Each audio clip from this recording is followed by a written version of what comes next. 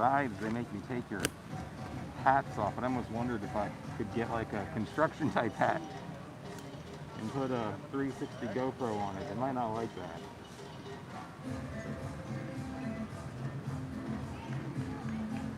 I can't tell. Now the rain just kind of stopped. So I'll hold it back up and carry it under my arm and we'll just start walking out. But Mike, did you really want flight of passage? Was it the you're right meaning I'm right, don't do flight of passage? We can do it. I think the lines are still short. Let me look.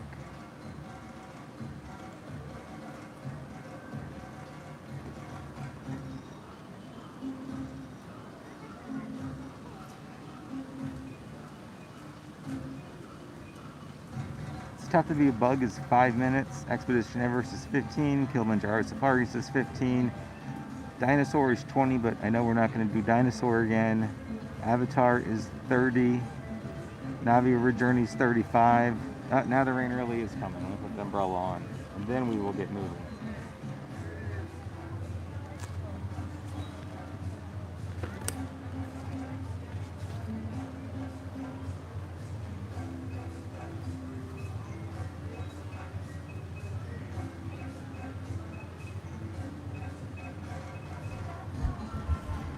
Okay.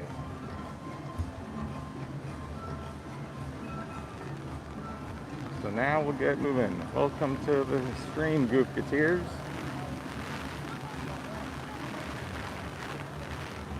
Make sure to hit that like button. It helps us out a lot. That's one way you can really help us out. I know there's 24 there, but only 4 likes. So smash that like button, because as you can tell, it is now raining. So we're out here in the rain for you. We got 2 more likes. Thank you very much for that. 3 more likes. We're up to 7. So there is Pizza Safari. It is still closed as a restaurant, as a relaxation station.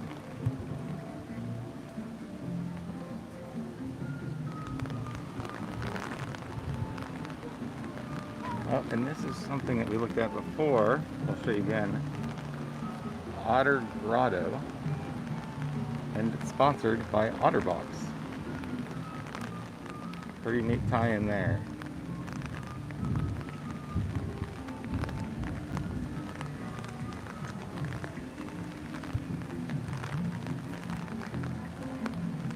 Let's see, we haven't gone down through the Tree of Life trails before on the stream. Let's see if we can see any critters out here in the rain.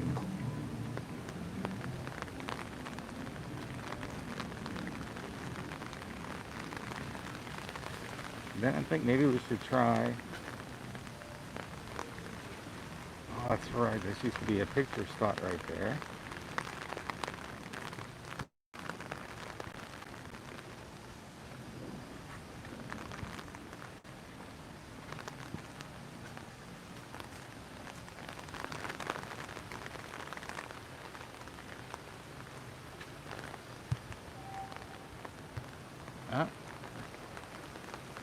There's 2 vultures just sitting there.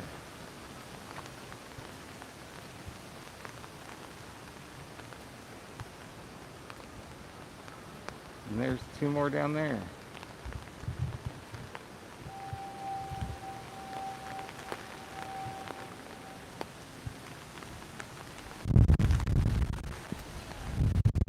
Down below there is the entrance to Bug's Life. So we are above the entrance to Bug's Life. The storm rolls in. Right now we are right under the Tree of Life. Give a big thumbs up, hit that like button for the Tree of Life. Most people forget about this trail, the Tree of Life trail. This is the closest that you can get to it, so you can see many of the different carvings that are there. Zoom in.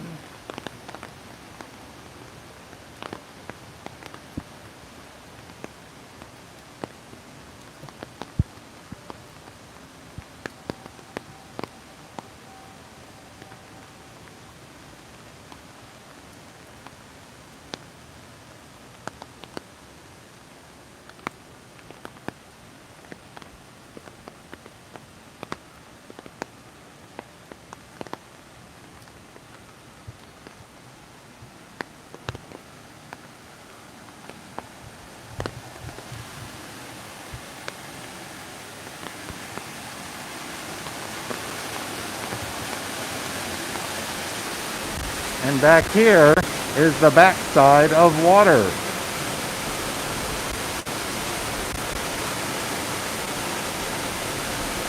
So you don't have to go to Jungle Cruise to experience the backside of water.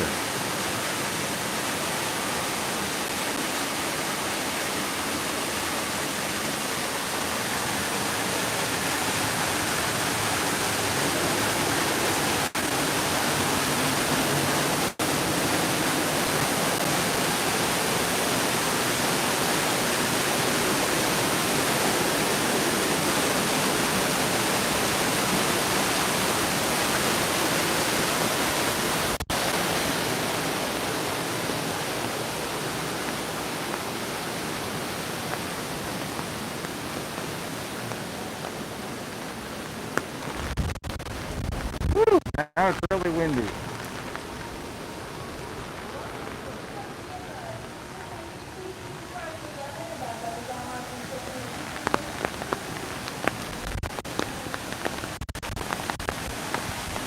Sorry for the loud noise. Let me see what the wait times are, because it is really windy out there.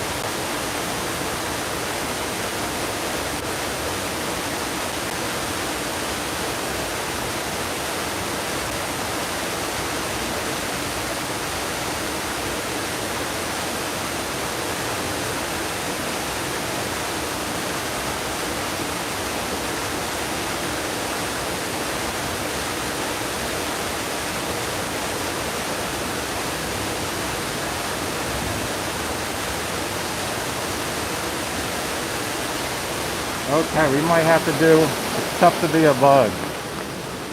We'll see.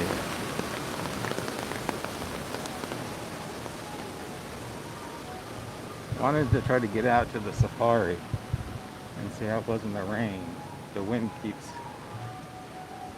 stays down, we can do that. The wind actually just stopped after that brief pause that we took at the backside of water.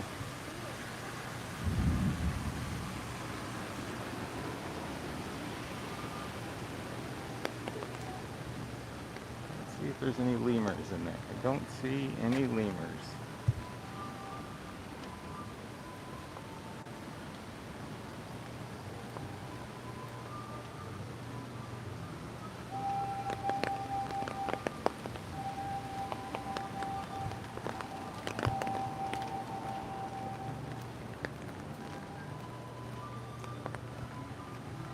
This sign says lemurs also, but I don't see any lemurs. They must all be inside.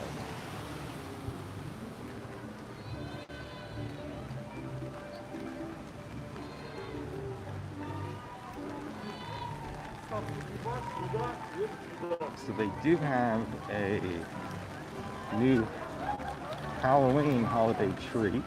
It's the same one at all the restaurants. It is called the Scar Cupcake.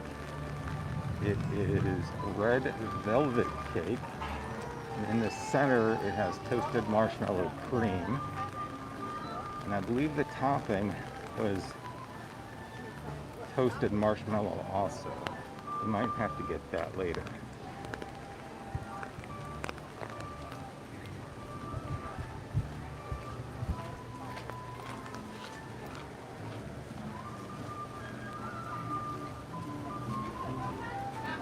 But the rain has kind of stopped for right now. It's just a light drizzle. So you got that big downpour. Kind of what it did earlier. We got started a little bit late.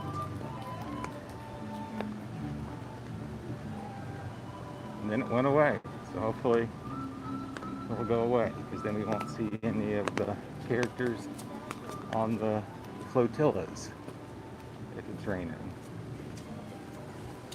And they've had some changes to some of them, some new characters and some surprise characters. Hopefully we'll get to see some of those.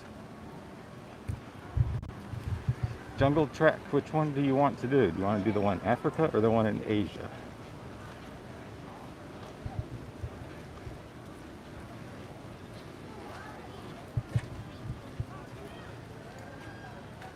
Okay, now Jack, don't be scared.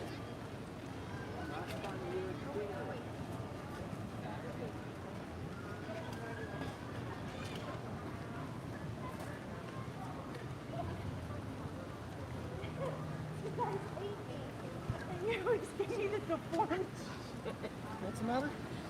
My word.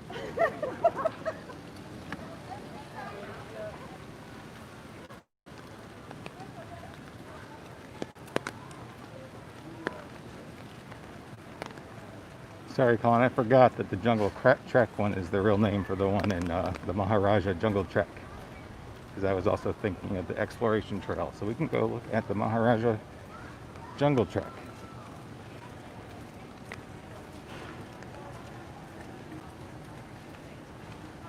As long as it doesn't have any lightning, we'll be fine. They close it when there's lightning.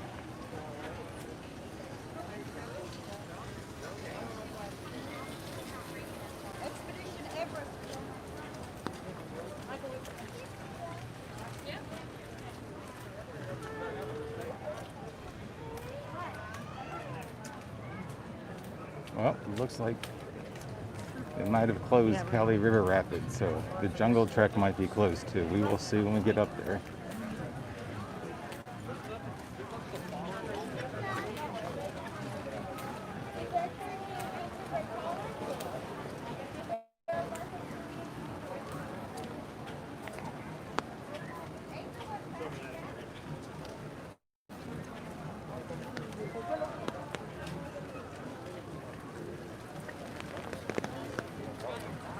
Let's see. It looks like, yep, they have it roped off.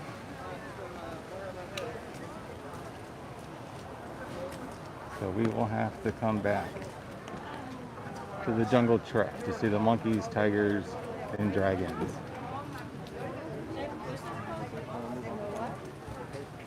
Let's head over towards the safari and the bird show.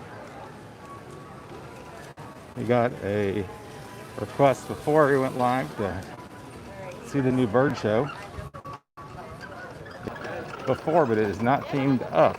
They don't have the character actors back performing.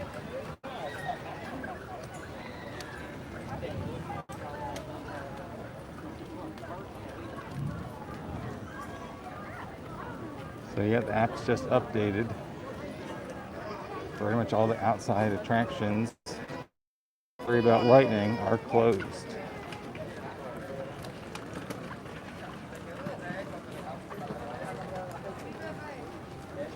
So let's go see what time the bird show's at.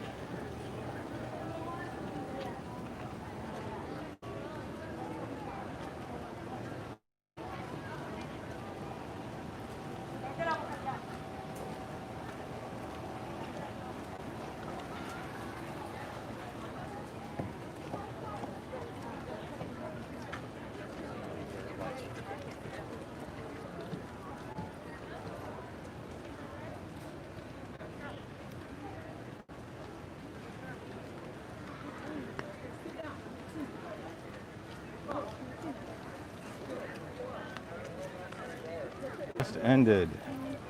It's at 1:30. Next one's at 2:30.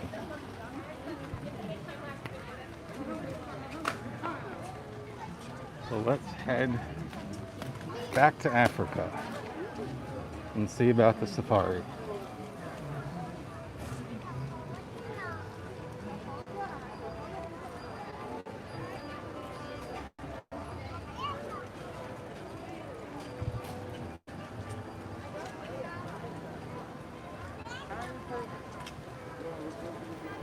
There's another relaxation station.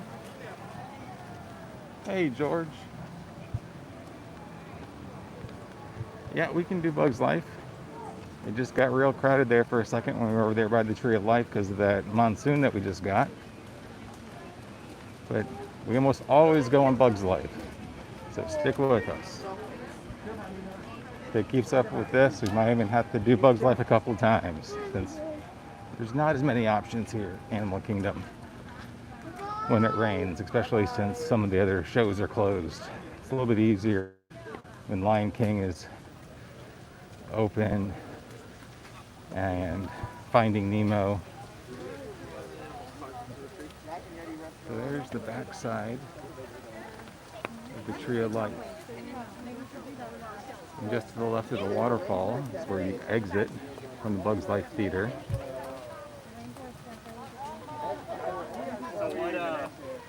So the screen is basically on the whole left side of the tree when you're looking from the back is where the screen is on the left.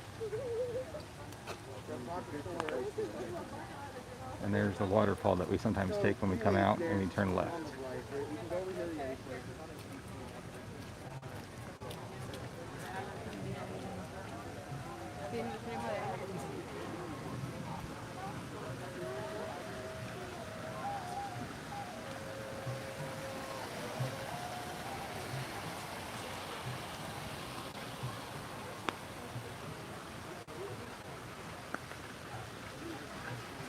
They have not said when we can meet any of the characters. It'll probably be for a while.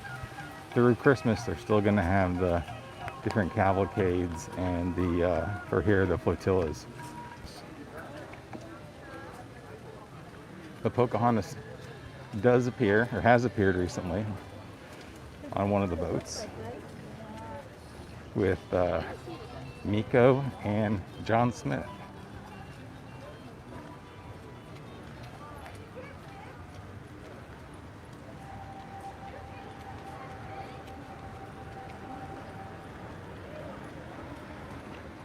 So yesterday someone was saying something about the Dole Whip from Africa. This is it here. Right now it's a special one.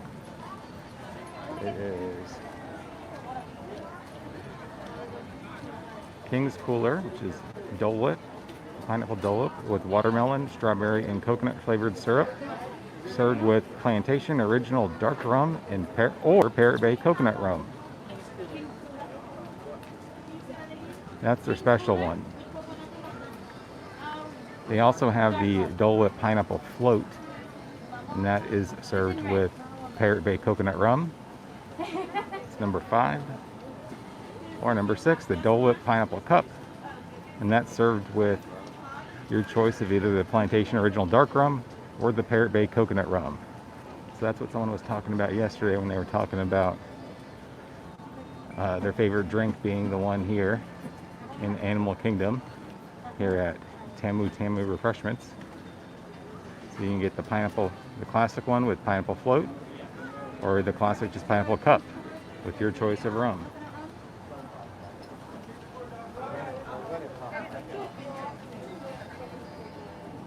We will, George, we will. We know you always worry about us. We already drank 2 bottles before we started the day here.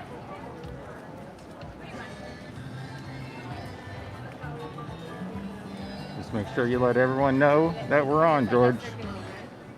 Let them know that Goofcateers is here at Animal Kingdom. Also, Adventures with VP is over at Magic Kingdom right now.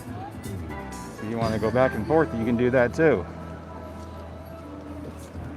I believe they're calling it a girls' takeover right now. It's Mrs. and Miss VP at Magic Kingdom.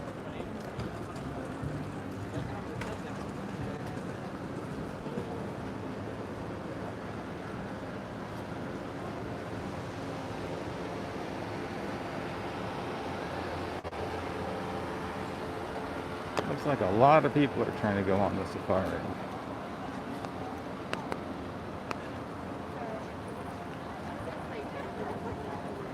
I think we will go on the safari, make it our first ride. If you like the safari, hit that thumbs up. We'll let all the animals know.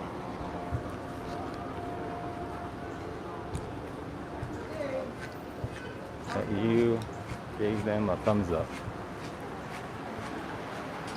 And it doesn't cost you anything. There's almost 40 people, only 14 likes. Smash that like button. It's the only thing you have to do. It doesn't cost you a thing.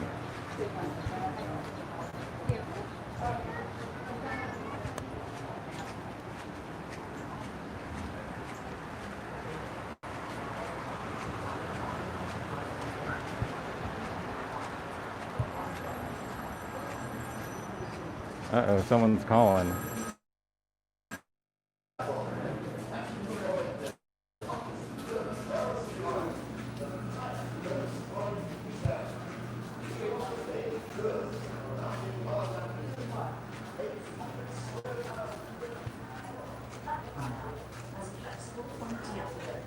And adapted to browsing on leaves and shrubs found in Harambe's forest and fresh country.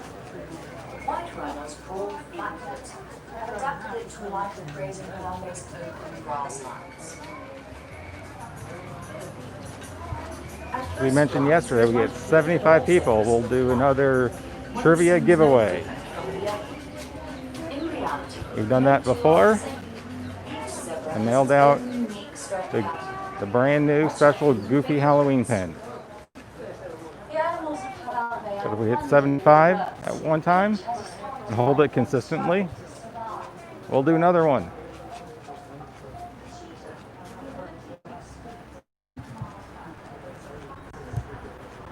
So if you like free stuff from Disney, share this stream with your friends and family.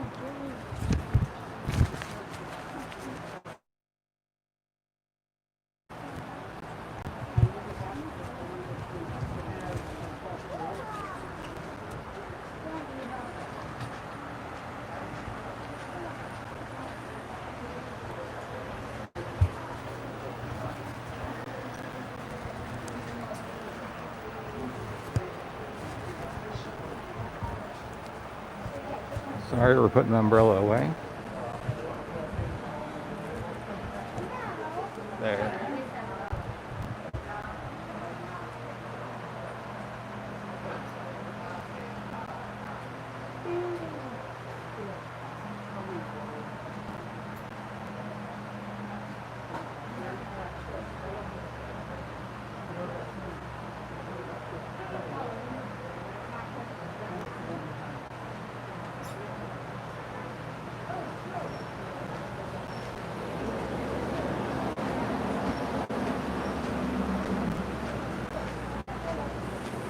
Mentioned the Simba sunset. That's what we got last time. Yak attack. The yak attack over there at the sidebar, the Yak and Yeti. But that sidebar is still closed.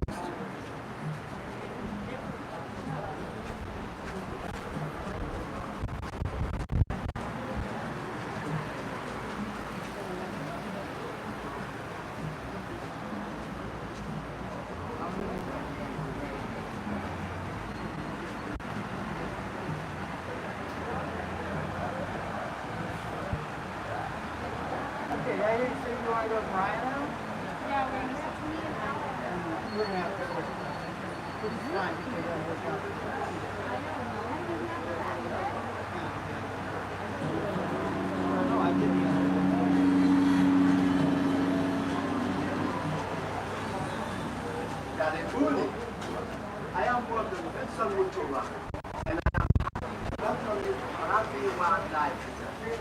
I hope that you visit with new appreciation and respect for Africa's magnificent living treasures. Harambe Wildlife Reserve was created to meet the growing challenges that face our native wildlife here in Africa. Expanding human population is bringing with it a loss of natural habitat, threatening the very existence of our great riches.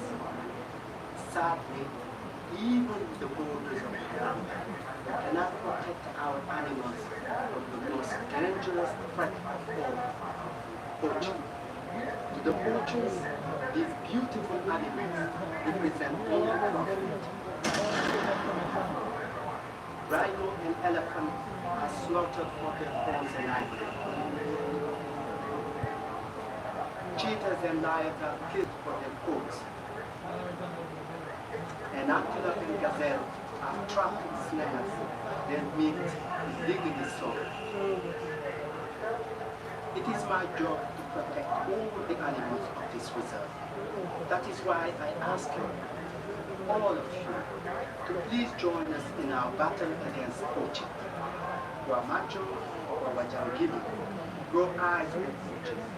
Only by working together can we make Harambe as a safe haven for all its animals. I was born here, and my whole life I was taught that what you see with your eyes, you value with your heart. It is my hope that what you see today, you will treasure in your heart forever.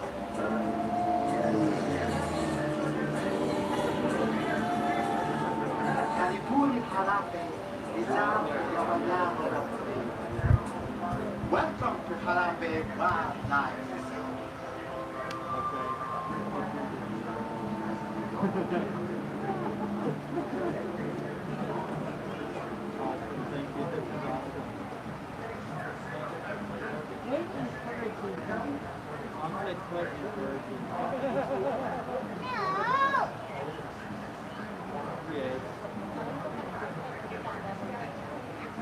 Well, that's like one of the last lives we have in everything that we did like for this.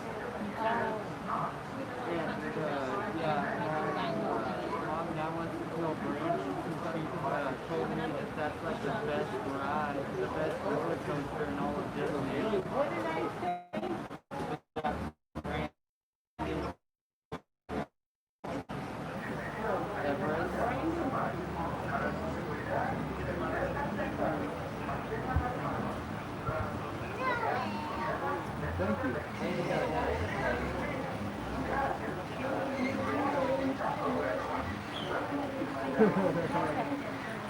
And we got stuck for like 3-4 minutes.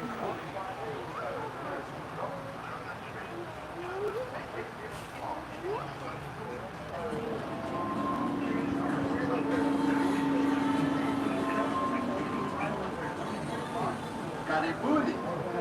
I am Dr. Wilson Mutuba, and I am happy to welcome you to Harambe Wildlife Reserve. I hope that your visit will give new appreciation and respect for Africa's magnificent living treasures.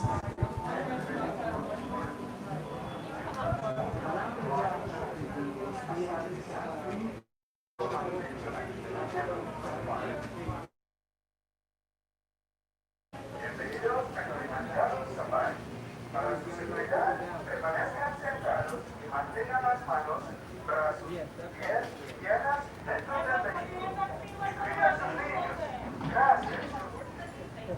Hello, everyone, and welcome to Kilimanjaro Safari. Before you begin your trip, you should know that the unpaved roads of the Harambe Wildlife Reserve are strong rugged terrain. To make experience bumps and certain jokes on this safari adventure. To ensure a safe and pleasant trip, you should be in good health and free from high blood pressure, heart, or any illness, motion sickness, or other conditions that could be aggravated by hesitation. Alright. Once you go to the safari carnival, please get seated with your hands, arms, feet and legs inside, and remember to watch your children. Your transport will be arriving shortly. Asante sana. Enjoy your adventure at Kilimanjaro Safari. Bienvenidos a Kilimanjaro Safari. Para su seguridad, permanezcan sentados y mantengan las manos, brazos, pies y piernas dentro We're del going vehículo. to 7 or 8? Cuiden a sus niños. 8? Gracias. Thank you. Hello, I'm in everyone, and welcome to Kilimanjaro Safari. Before you begin your trip, you should know that the unpaved roads of the Harambe Wildlife Reserve pass through rough and rugged terrain. To make experience bumps and certain jolts of this safari adventure. To ensure a safe and pleasant trip, you should be in good health and free from high blood pressure, heart, and connect problems. For the health and safety of everyone, keep your face covering on at all times while in line and riding the attraction. Please keep your party together, abide by the queue markings, and maintain physical distancing between your party and others. Remember to wash your hands frequently throughout your visit, or use the sanitizer dispensing units provided. Thank you. Safari. Bienvenidos a Kilimanjaro Safari. Para su seguridad, permanezcan sentados y mantengan las manos, brazos y piernas dentro del vehículo. There's our safari. Hello everyone. Welcome to Kilimanjaro Safari. Before you begin your trip, you should know that the unpaved roads of the Harambe Wildlife Reserve pass through Everyone, welcome many to experienced walks and certain sources of recreation. To ensure a safe and pleasant trip, you should be in good health and free from high blood pressure, heart, microphone, sickness, or other conditions that could be aggravated by these events. Okay, welcome to Kilimanjaro Safari. Let's go out into Harambe Animal Reserve. Alright, Jumbo, everyone. It's going to be just a second. I need to get a new battery for us. Welcome aboard, everyone. My name is Tammy, and I'm going to be your safari guide today as we head out into the Harambe Wildlife Reserve. Now, above your head there, you will see a spotting guide. Those are the animals we hope to encounter along the way. If you notice something I know, feel free to shout it out. We're going to be together in a couple of weeks. We might as well work well together from the beginning.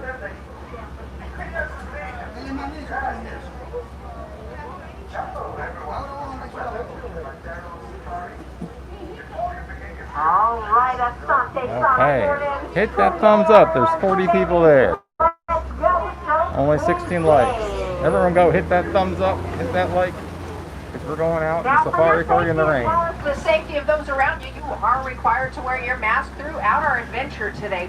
Now, the first area we're going to be entering into is called the Little Atiri Forest. Inside the Little Atiri, we hope to encounter animals that rely on camouflage as their primary means of survival. So they're going to be playing a little game of hide and seek with us. But I have great faith in our ability to seek them out. So let's work together as a team to see what we might find. Oh, up here on the right-hand side, I am seeing a couple of okapi. Now, okapi do have relatives on the reserve. Anybody know who their relatives are? I'm going to try to pull up so you can get a little bit better view of them there on the right. Anyone know who they are related to? Zebra. Giraffes. But why are they related to giraffes?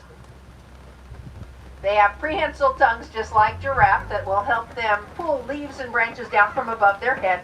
They can also lick their own eyeballs, which is pretty impressive.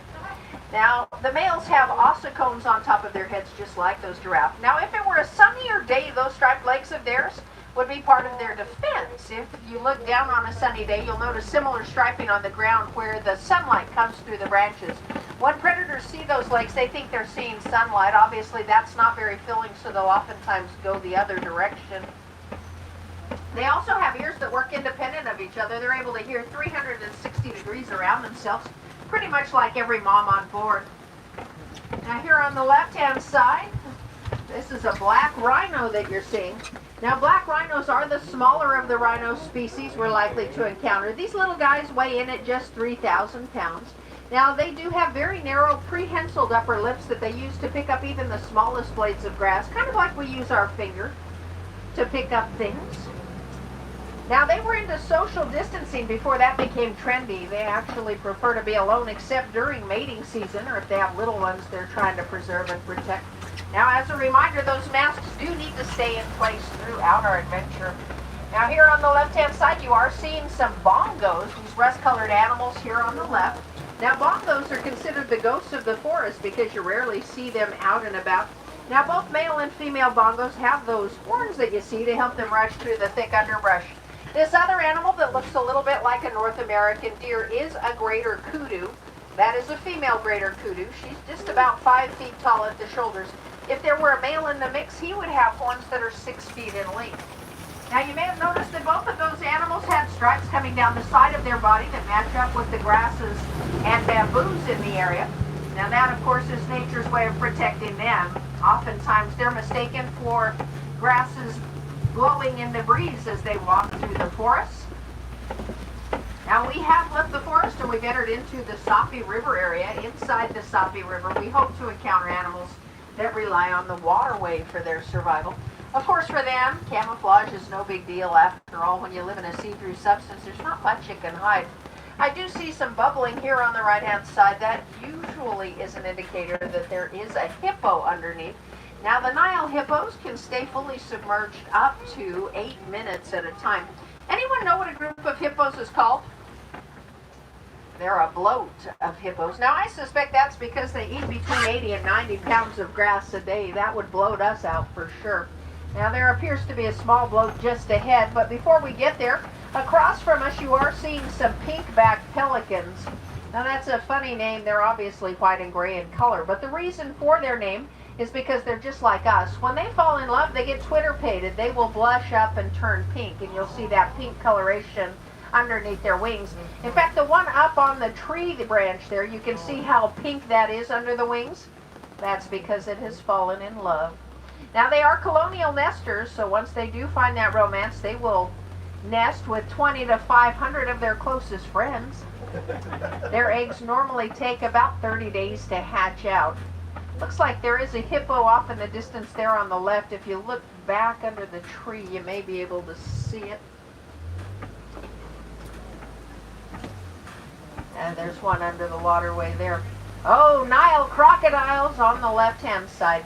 Now, when they're out on land like that, they're called a basque of crocodiles. When they're in the water, they're called a float of crocodile. No matter what you decide you want to call them, you do need to know that every square inch of their jaw will produce 2,200 pounds of pressure. And with that, they are capable of consuming half their body weight in a single feeding. So it's not uncommon for them to eat an entire zebra or wildebeest at one time. Now, on average, they range between 16 and 20 feet in length, and they're capable of jumping as high as they are long. So a 20-foot crocodile can easily jump 20 feet straight up into the air, and they can run 12 miles per hour, making them quite impressive as predators. Now, as we round the bend up here on the right-hand side, you are going to see one of my all-time favorite types of trees. It's called a baobab tree. It looks kind of like somebody picked it up and threw it in upside down. But down there in the bottom, it works a little bit like a barrel. It stores a great deal of water. In fact, some of the larger ones have been known to hold as many as 4,000 gallons of water. So in times of drought, elephants know they can get their water there, and they'll work together as families to knock those trees down to get the water they need to survive. Any fans of The Lion King on board? Ooh, all right. Well, about 26 years ago, Disney sent out a team of animators to a savannah very similar to this. They were told to take in all of the sights, sounds, and smells that they possibly could and weave those into a story that would inspire generations to come. So as we enter onto the savannah, I encourage you to do exactly the same thing.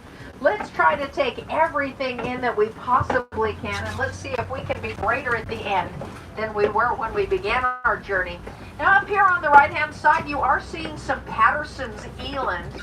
On both outer edges there, you can see female Pattersons. They're about 6.5 feet tall at the shoulders and weigh about 1,400 pounds. Right in the middle, the more grayish-brown colored, is a male Patterson. He's about 7 feet tall at the shoulders and weighs about 2,000 pounds.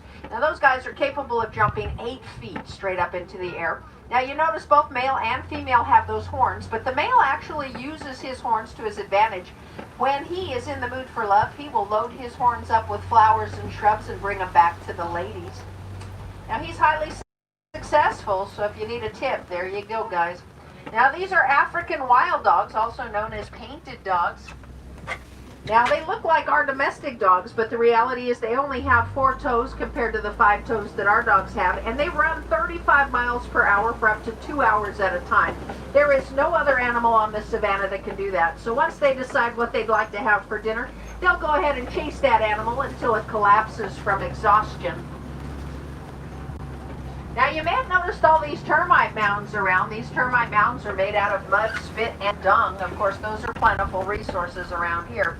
But as the termites build them up, the sun will bake them into concrete-like structures. Notice this one here on the left-hand side is about 20 feet in height. They actually can reach heights in excess of 30 feet, but around here that's rare because the elephants do like to use them as back scratchers. In the process, they do have a tendency of knocking them down. That's how this termite condo got started here on the left-hand side. Now here's a little bit better view of a female Patterson Zealand.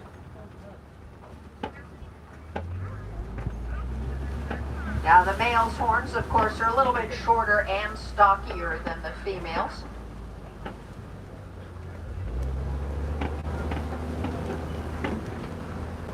Of course, the animals are the ones that take care of the grooming of the area. They'll keep the grasses and bushes from overgrowing. Of course, the upper canopy is taken care of by the giraffe. Now, across from us, I am seeing some zebra. These are Hartman's mountain zebra. They are the smallest of the zebra species, just 5 feet tall at the shoulder. Anyone know what a group of zebra are called? They're a dazzle of zebra. Now, normally a dazzle contains 1 stallion and 2 or 3 mares, and they're colts. And this dazzle is exactly that configuration. In fact, you can see a mother and colt just across the way there. Now notice that colt looks fairly old, but the reality is that colt is only 2.5 months old. Now, their legs at birth are about the same length as the adults, allowing them to get up and run with their dazzle within 20 minutes of delivery. Just beyond them, you can see some small antelope that look a little bit like s'mores. They've got graham cracker brown backs with chocolate and marshmallow striping. Those are called springbok. They are the smallest of the antelope species, just 3 feet tall at the shoulders, capable of jumping 6 feet straight up into the air and sprinting 13 feet straight forward. Here on the right-hand side, you can see some shaggy animals here. These are called wildebeest. Now, there are both white-bearded and brindle-bearded wildebeest in the mix. Anyone know what a group of wildebeest are called? Or a confusion of wildebeest. Now, normally a confusion has between 500 and 1,000 members, but they'll swell up into as many as 1.5 million as they chase the rainwaters. Now over here on our left-hand side, you are seeing some Maasai giraffe. Anyone know what a group of giraffe are called? They're a tower of giraffe. Now these Maasai giraffe are the smaller of the giraffe species. They're about 14 to 16 feet in height as adults. At birth, they're about 6 feet tall, capable of getting up and running with their tower within an hour of delivery. Just ahead here on the right-hand side, if you look over the ridge there, you can see some Ankole cattle. They're the only domesticated animals that we're likely to encounter along the way.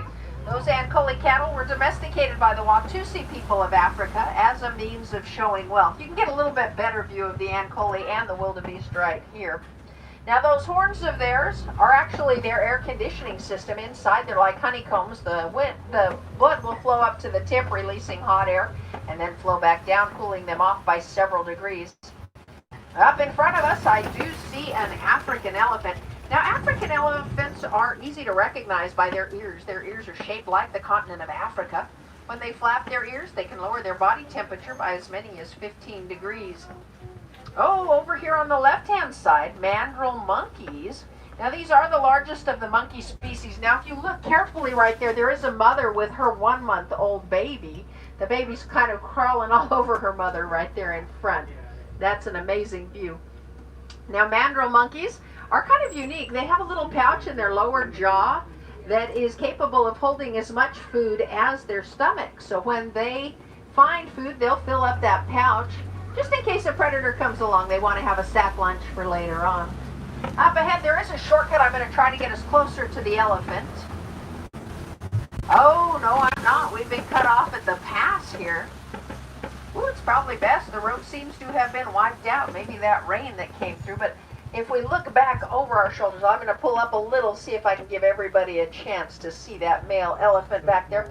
Now, he is the largest elephant on the reserve. He weighs a little over 12,000 pounds, and he will eat between 300 and 500 pounds of food a day on average. Since we can't go that route, we are going to have to take the road less traveled. But I think that's going to make all the difference in the end. Up ahead, there is a bridge we're going to have to cross that's pretty sketchy, but I've been told that as long as it's not making any strange sounds, we should be just fine. Now, keep your fingers crossed, but I also need your ears open. If you hear something, say something. We're in this together, actually. Oh, look at that. They've reinforced it with rusty wire. We've got nothing to worry about.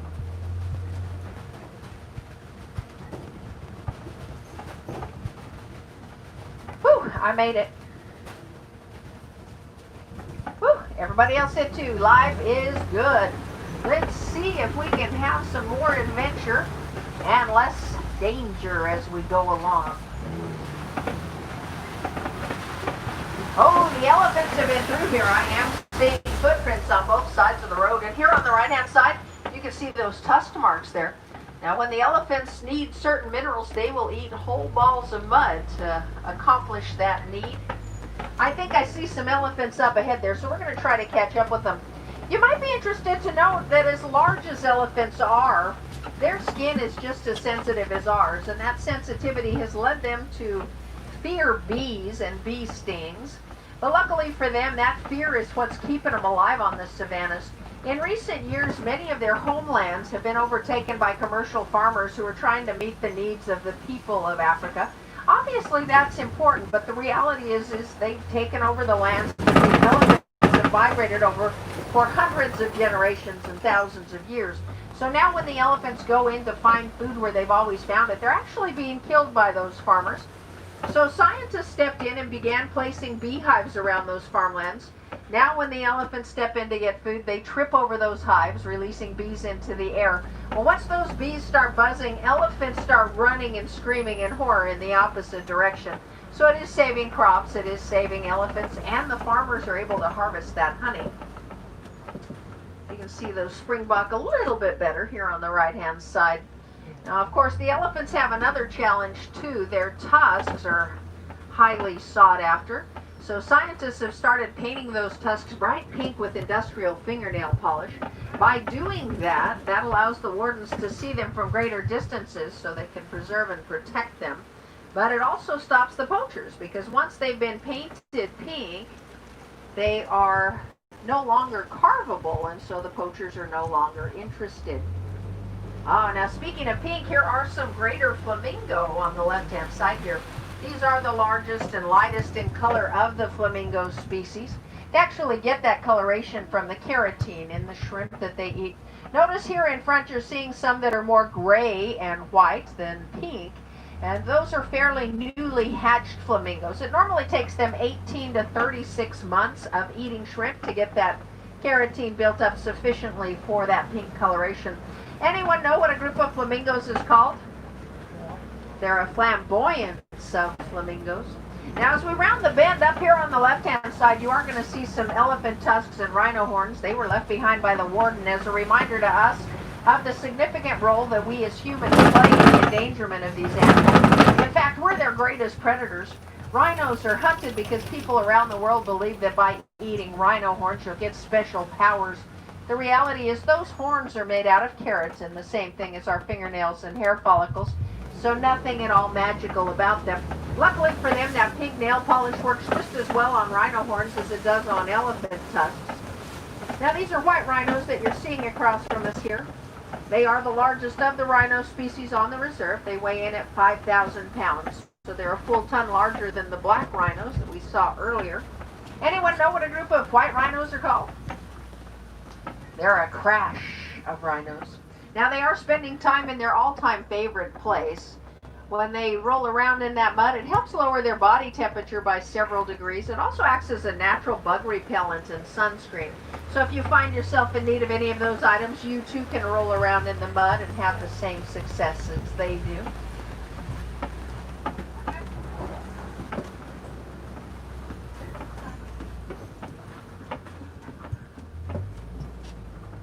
Oh, I spot something. Anybody else spotting it? Back up there's a little bit of a shelter. You can see a cheetah back there on our left-hand side, way toward the back. Now, cheetahs are diurnal. That means they're most active during the daytime. Here's 3 of them up here on the left-hand side as well. Now, these are the largest cats that will purr, so if you get close enough, maybe you'll get to hear that. But they are the smallest predatory cats of the savanna. Now, they've been clocked at speeds in excess of 74 miles per hour, but they can go from 0 to 60 in less than 3 seconds. That should concern you because this truck maxes out at 8 miles per hour. But lucky for us, somebody's trying to tail us, and I know I can outmaneuver them, so we'll be all right. Up ahead, you're seeing a kopje, or rock formation, here on the left-hand side, similar to that of Pride Rock from the Lion King. If we're going to encounter lions, this is likely to be where it will happen. But you do need to know that lions are nocturnal, and I do mean extremely nocturnal. They prefer to sleep between 16 and 20 hours a day, and when they sleep, they prefer to sleep where it's cool and dark, just like the rest of us. Oh, over here on the right-hand side, you're seeing a little miracle. That little animal right there is called a bontebok. There's another one behind it there. Now, bontebok were hunted to near extinction. In fact, they were down to just 20 of them in the wild when a farmer recognized their plight and brought them in for protection. So the two you saw there are two of just 2,000 in the entire world. Now, at nighttime, when the lions are more active, you'll oftentimes see the females go to the very top of the copy and look out and see where they might find prey, and then they will begin their hunt. The males are always left behind to protect the homelands, and if there are little ones, they get to babysit in addition to that. Oh, warthogs has crossed the way there. Now, warthogs get their name from the large warts that the males have on top of their heads. Both male and female have two sets of tusks. The upper set are used for their defense. The lower set are used for digging up their burrows and digging up their food. And of course, at night when they rest, they will back into those burrows so they can come out fighting if they need to. Oh, ostrich across the way on the right-hand side. Now, ostrich, of course, are the fastest land birds. They've been clocked at speeds in excess of 35 miles per hour. They're also omnivores. And here is an ostrich nest just across from us here. Now, what that means is that those ostrich will eat anything they can get in their system. So, snakes, rats, frogs, fruit, grasses, you name it, they'll consume it. But they're at a disadvantage. They don't have any teeth, so they do have to swallow rocks to help with that digestive process. Now, their nests are sort of unique as well. They are considered group nesters, and what that means is that the dominant female will lay her eggs first, and then every other female in the area will lay her eggs around them. And that can be as many as 50 eggs in one nest, all fertilized by the same dominant male. Now, that dominant pair will sit on top of that nest for 45 days until they hatch out, and at that time, they will be the size of full-grown chickens. Well, we're just about to the end of our adventure today. I hope that you have been inspired by the things that you've seen along the way, and I hope that inspiration will turn you into people who desire to spend more time outdoors. Can I get everybody to commit to spending more time in nature? This is a weak commitment group, man. I do hope that when you get back home, wherever home is, you'll have a reconsideration on that, and you will have a desire to find a special place that you can visit regularly. One where you can go and get to know the plants and animals that call that special place home. And if you happen to notice that any of them are in any kind of danger or in need of your help, I do hope that you will step in and provide for their protection. You know, it really does only take one person to make a world of difference, as evidenced by that farmer who single-handedly kept the bontebok from becoming extinct. And I truly believe that each one of us has within us the capability of being that kind of a difference maker. We just have to choose to do it. But I know each of us can, and we will. Now, as we head back, I don't want to say goodbye. That is far too sad and far too permanent. So instead, I'm going to say Kwaherini, which means go well, go wild, and go make a difference in the world. My name is Tammy, and it truly has been my pleasure having you on board. If any of you are wilderness explorers, know that you've been riding along on Simba 1. SIMBA1 will help you get your merit badge. And if you've not yet planned to go to Gorilla Falls, make sure you do. There is a baby gorilla up there, as well as some meerkats and some naked mole rats. And who doesn't like to see naked mole rats?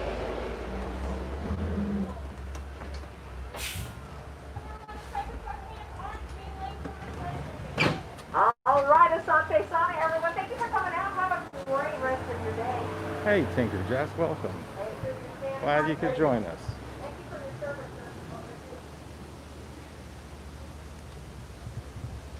Well, we saw a bunch of animals, even though it was raining. Let's take a look.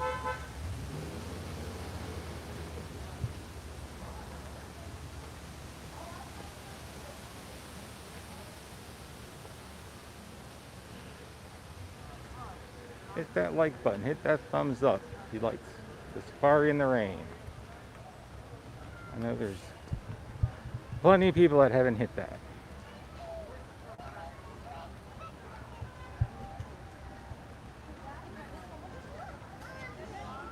So we will probably do Gorilla Falls. Let's take a look. We said we could close it at 3:45.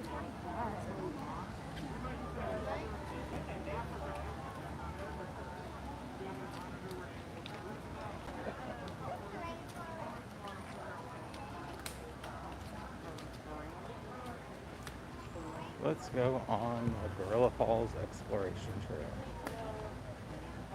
Thank you.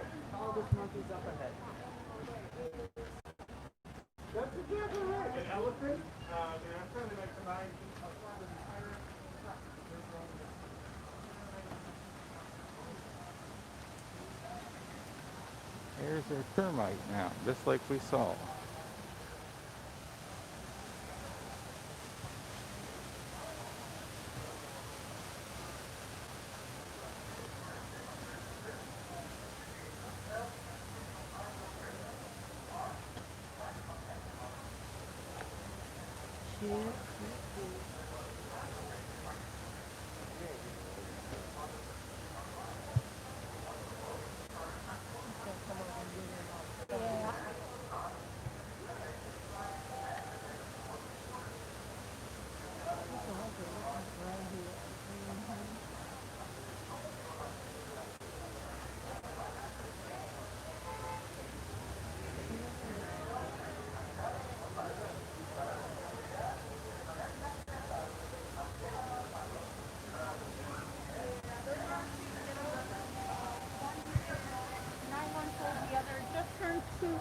Oh, okay. Their brother and sister.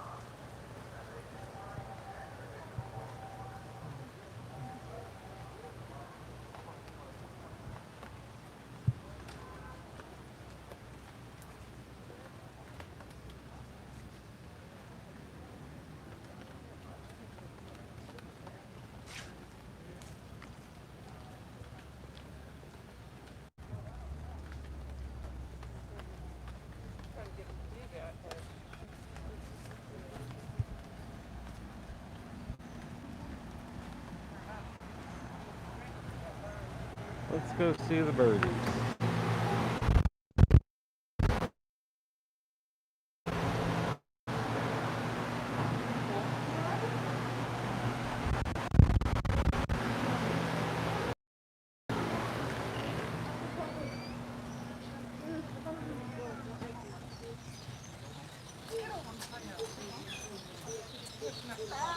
Yeah, there's a QR code or we can definitely help identify the birds for you. We have to leave if you can't go here. You want to go? The yellow ones are, that is golden weaver. This is probably going to go ones you see the most of. What do they need?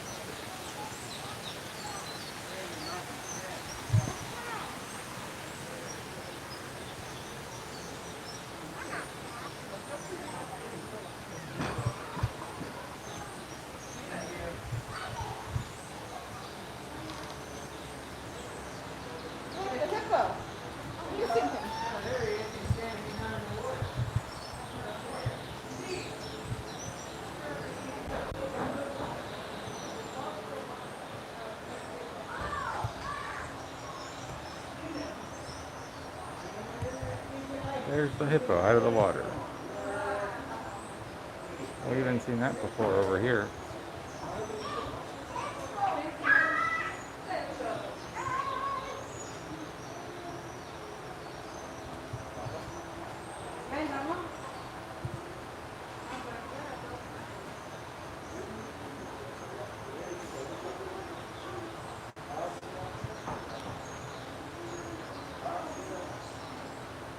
Give a big thumbs up for the hippo.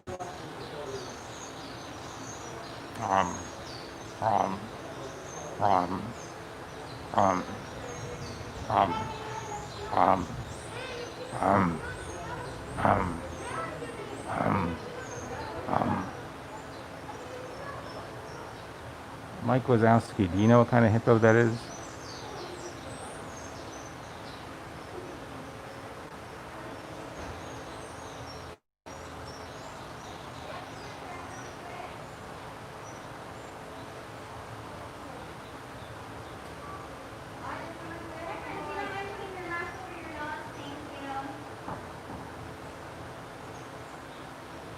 Or maybe Tinker just knows what kind of hippo that is.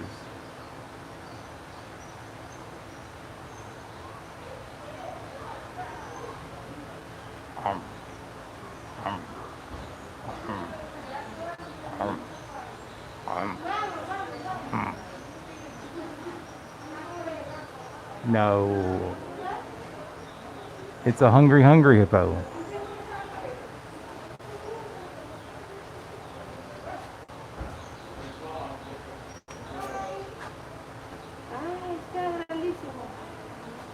Hi, Mandy. You have to fix your mask over your nose. Thank you.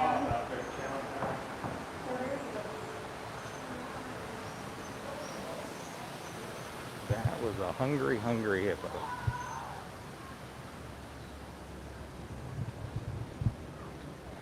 Let's see if the meerkats are out in the rain.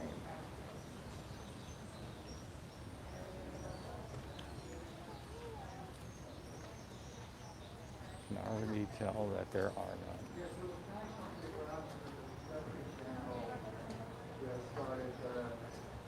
Showing the true life adventures of a fighter.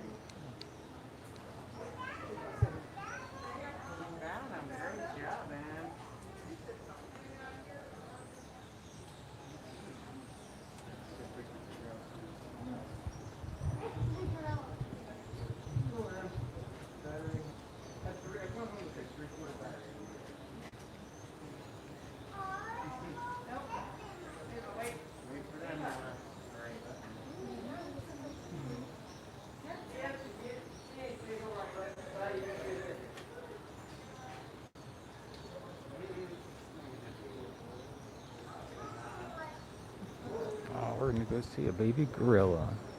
You gotta give a thumbs up for that.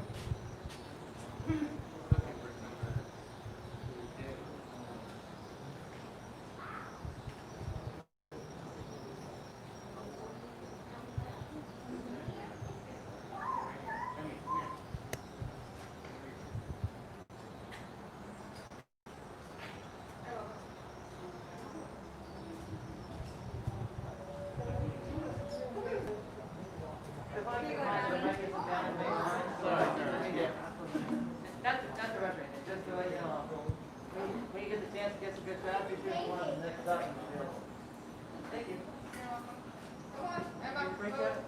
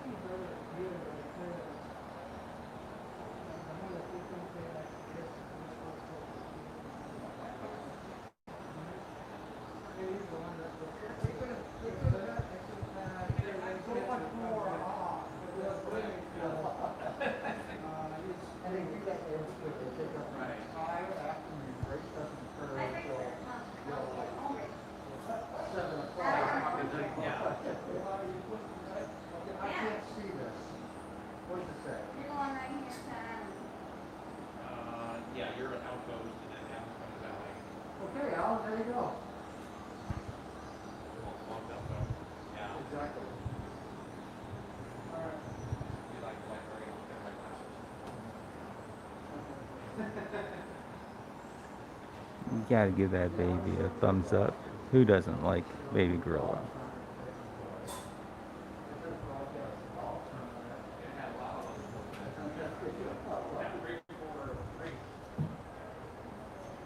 Folks, welcome. How are you today? Good. Excellent. So say hi to baby Grace. That's baby Grace. That's baby Grace. So she's the youngest member of this family troop, which is made up of 7 individuals. There's the adult male, and then 2 adult females, and then 4 officers.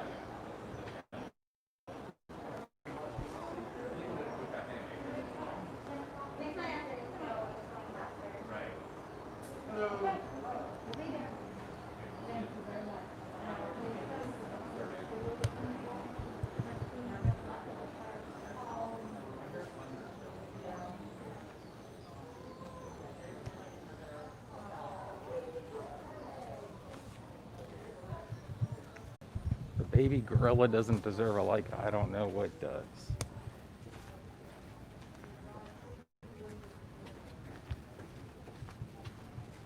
Let's go see if the male gorillas are out.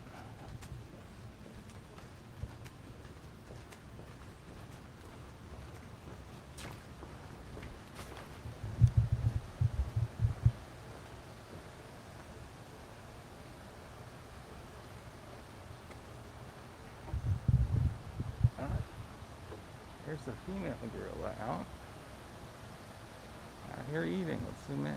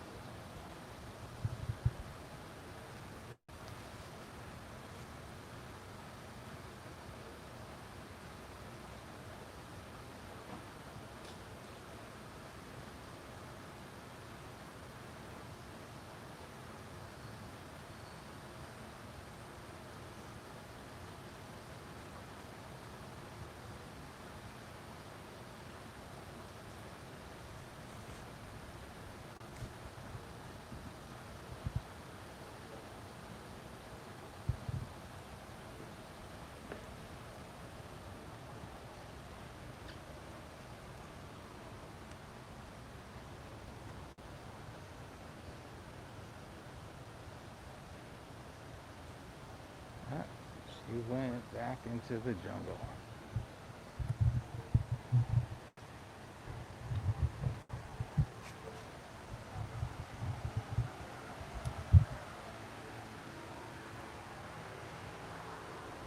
Oh, see some over there. There's a lot of females out today. Let's get a better look over here.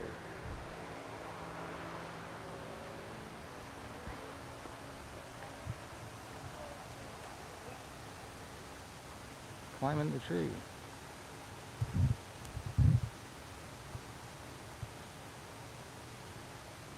And there's another one down there.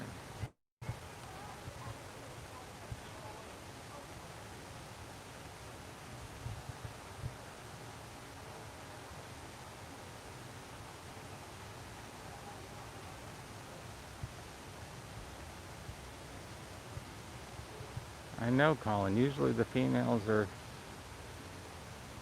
over on the glass side and they don't come out here as much. But today, they're all out here.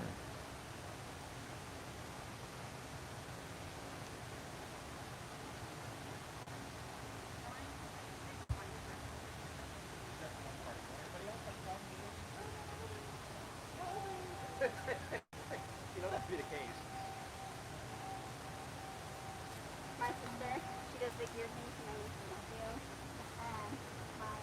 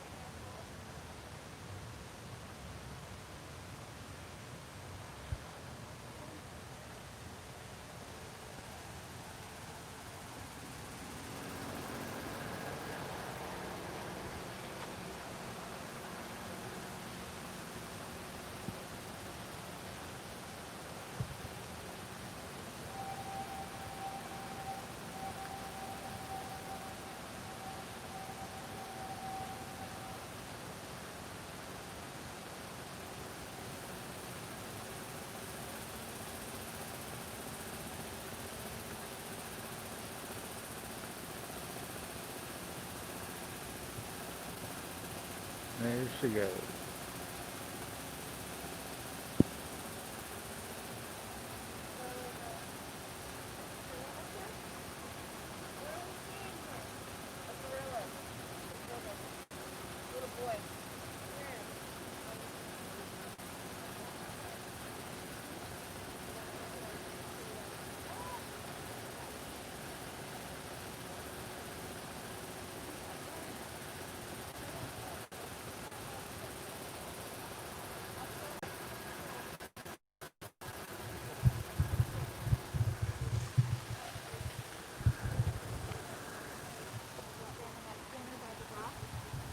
Thank you. You'll be able to do it.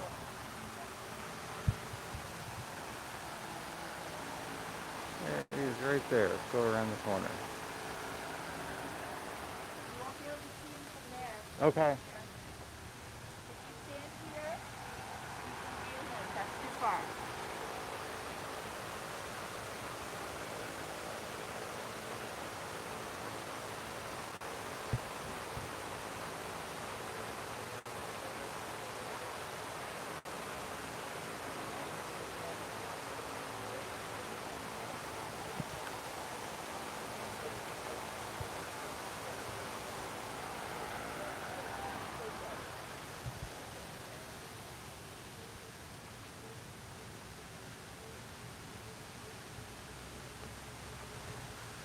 There's his feet right there.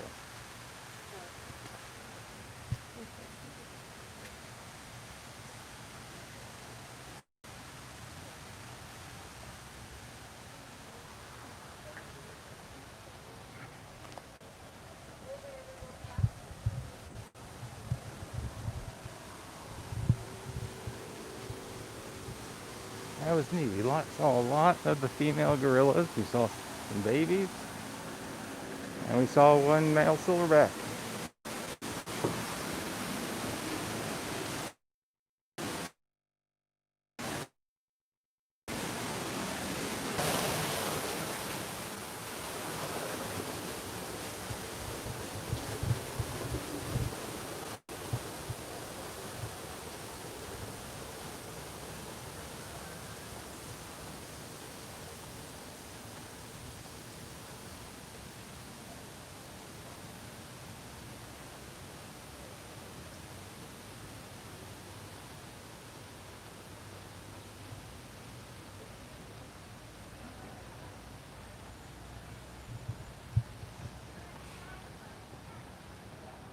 And that concludes the Gorilla Falls Exploration Trail. Give that a like.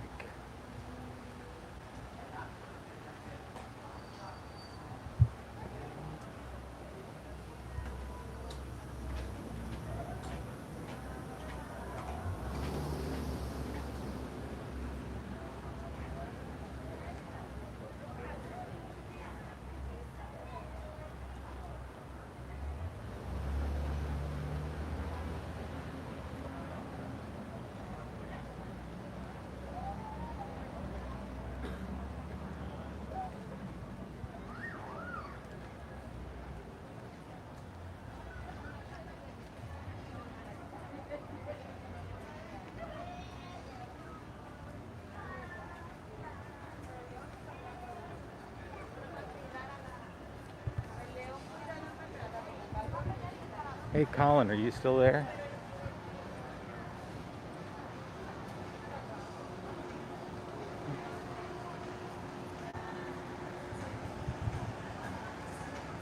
If you're there, let us know and we can go do Bugs Life. Or I'm sorry, it's tough to be a bug.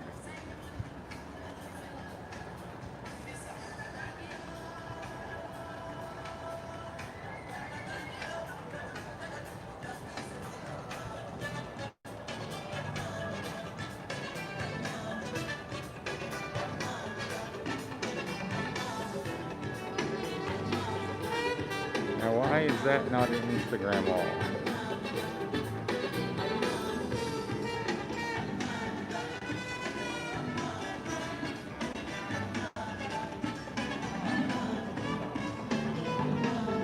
Harambe Market is still closed. Go take a quick look around.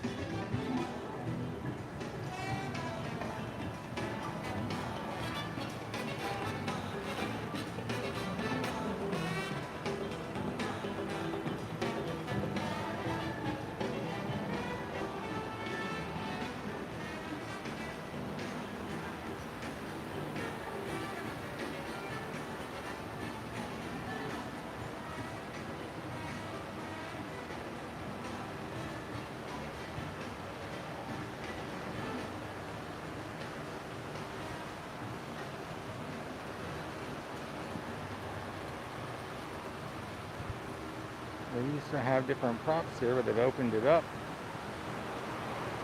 And you can see the train go by.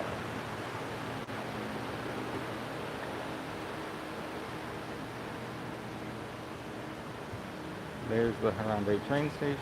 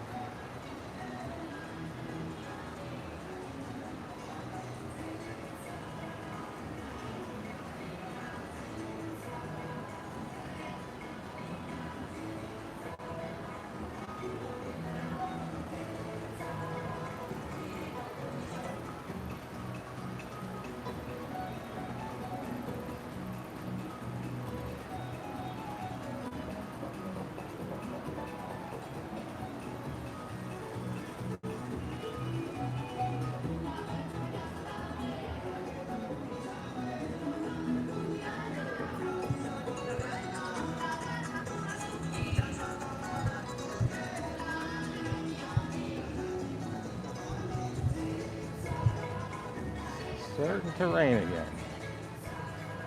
Let's hop into this shop.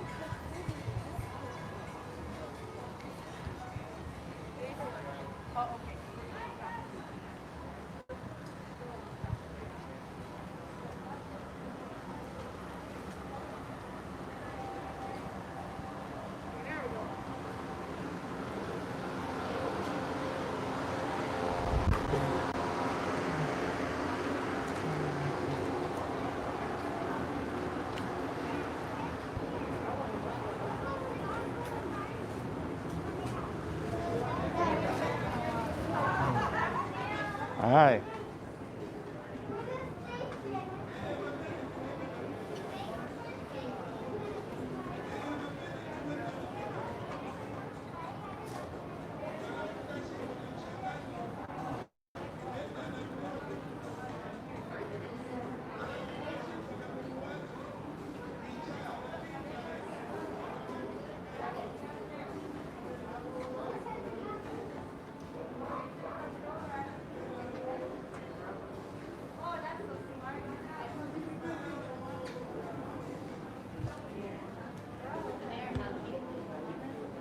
I think that's the spiritual jersey that Goofketeer Emily bought when she was here.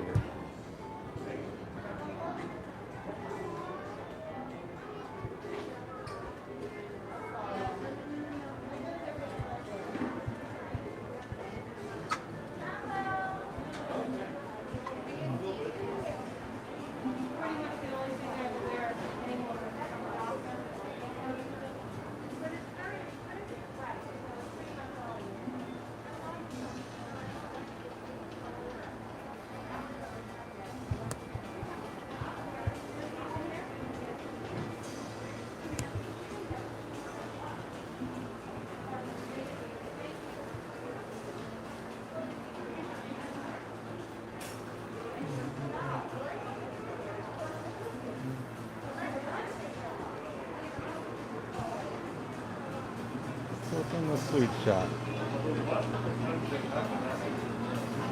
Let's see if they have the new Scar cupcake. They do not.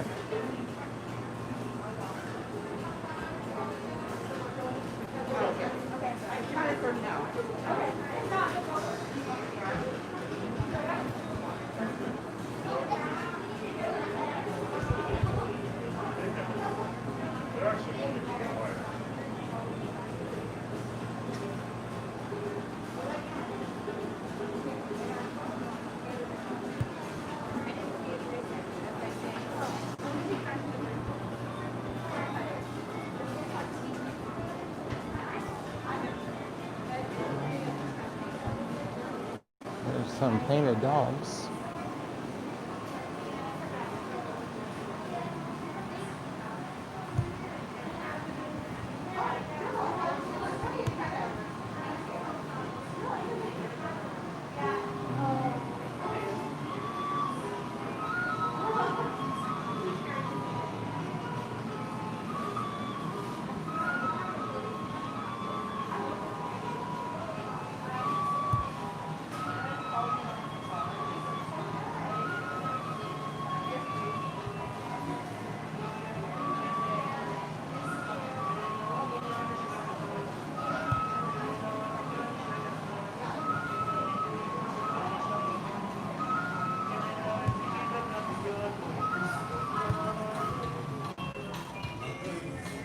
So let's get our umbrella hat on and get on out there.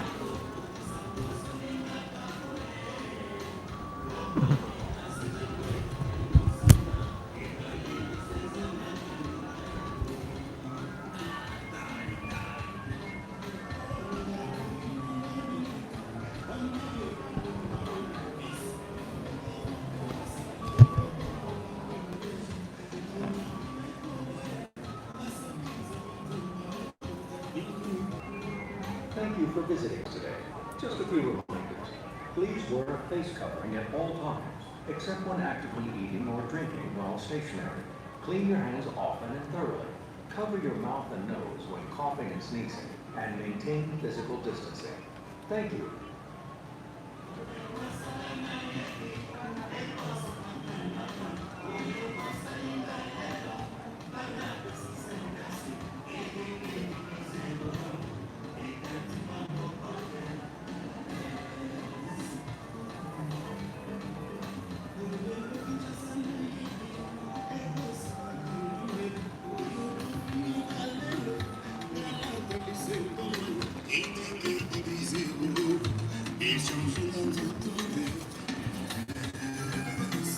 That should be another Instagram all.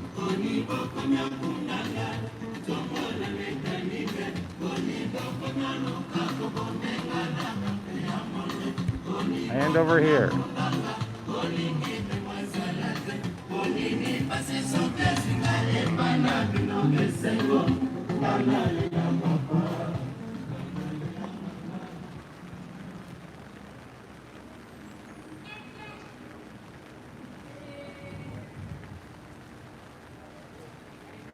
It's a rainy day at Animal Kingdom.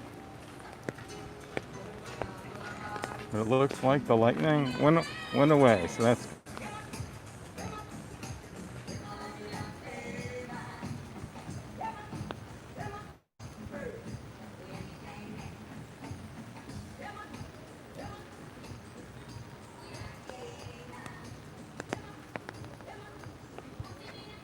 Hey, Sean and Fawn. Here's it here.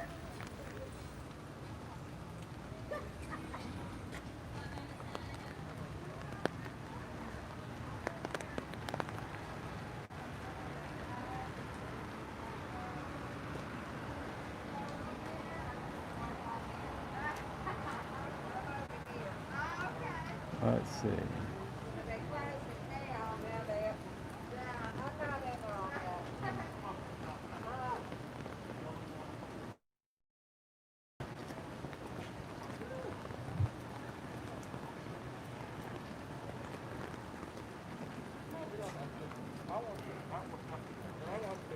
Let's walk over to Asia.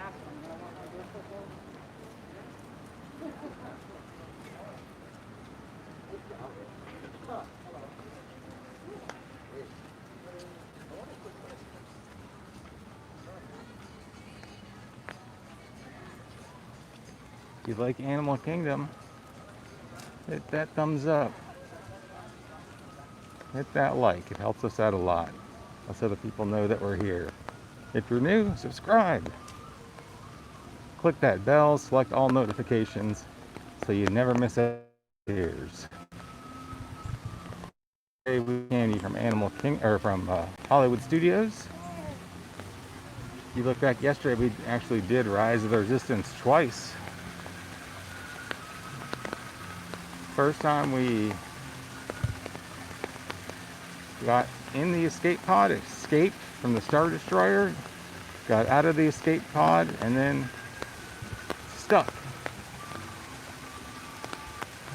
So they let us go again later in the day, so you can see it twice. The day before that, we were at Magic Kingdom, and tomorrow we'll be at Epcot. And we'll be back at Magic Kingdom next Tuesday and Wednesday. That's when they will have the fall and the Halloween decorations out.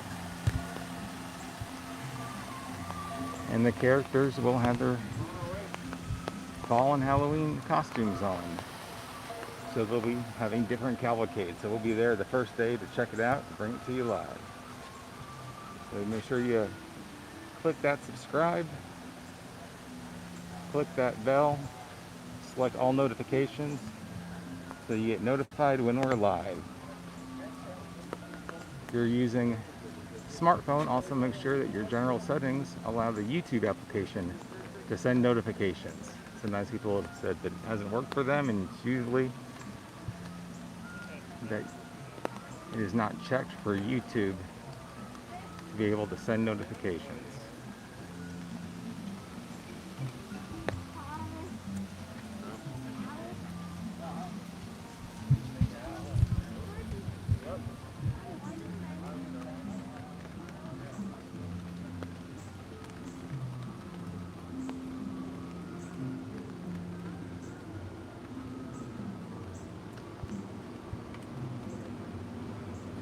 Let's see. Oh, Mr. Kamal's is open. What do they have? Chicken dumplings or seasoned fries.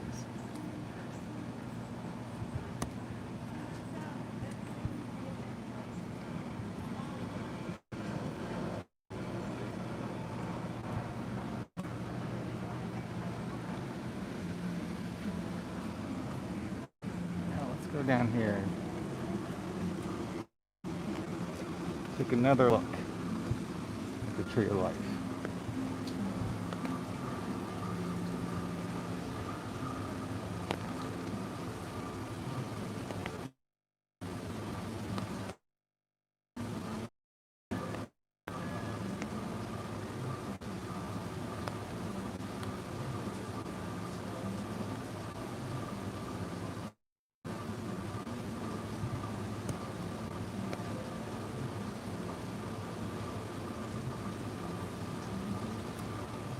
Yep, I have an extra mask.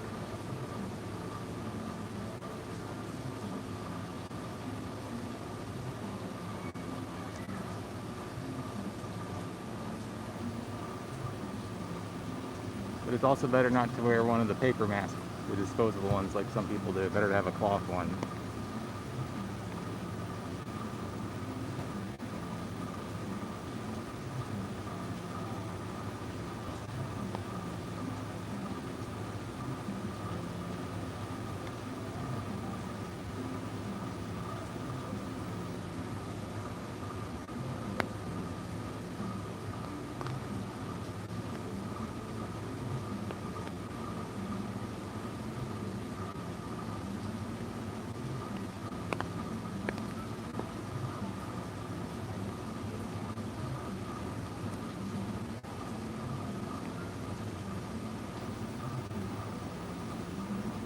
The Tree of Life is 145 feet tall. It's designed to resemble a baobab tree like we saw on the safari, but it also has bark like many different trees.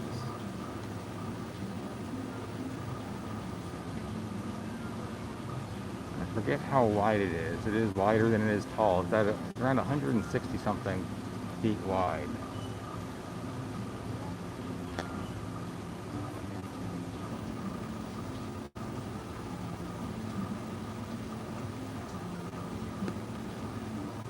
In the middle of it is the Tough to Be a Bug feeder that seats over 400 people.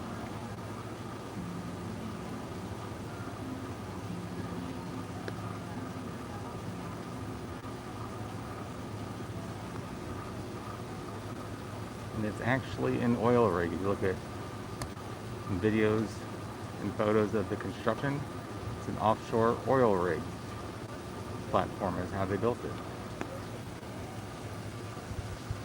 And over on the left is the meet and greet area. It used to be one of the stops for the boat ride when they used to have the boat ride when Animal Kingdom first opened. So just like you see some of the flotillas come by with the characters that aren't going right now because of the rain, they would come by and you would get on and off there.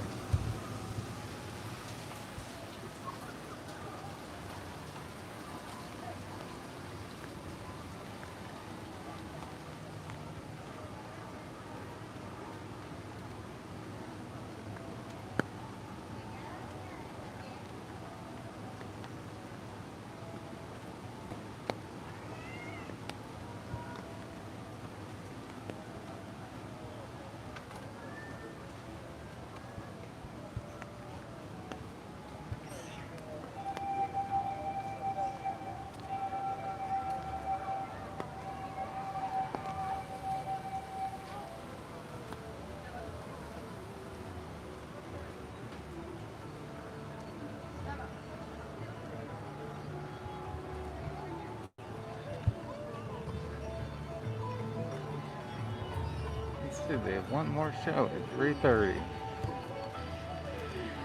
Oh, there goes the parrot. I hear.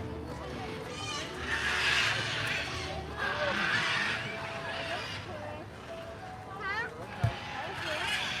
Huh? I won't fight.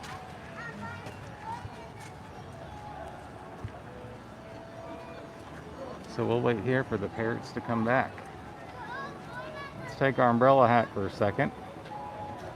I'll put you down on the ground. We'll wait here for the parrots to come back.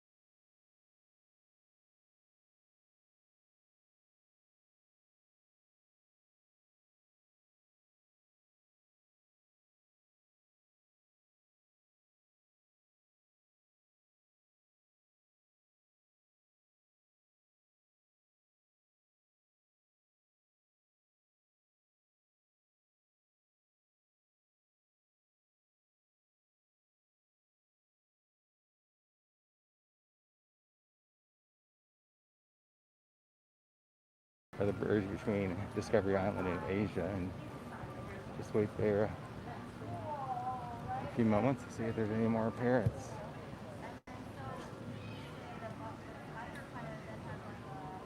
Oh, we have about 10 more minutes, so we can head that way and see.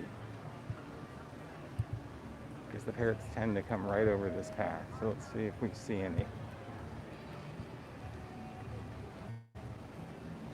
Or did all of them come back? We'll see.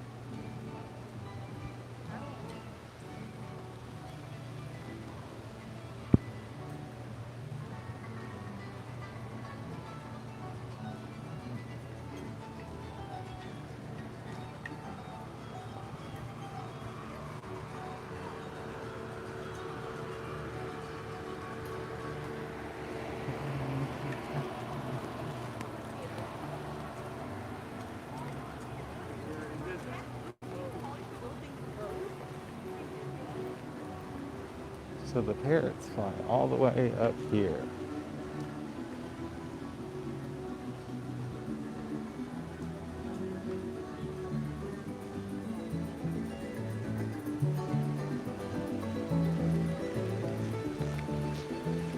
Right there where the one cast member is.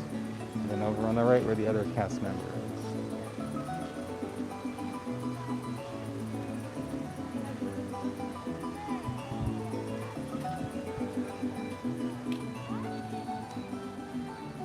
But I don't see, I'm checking all the nearby trees. Right back over here is where the parrots were hanging out before. They were just hanging out in this tree right there. But I don't see any. So they all went back home.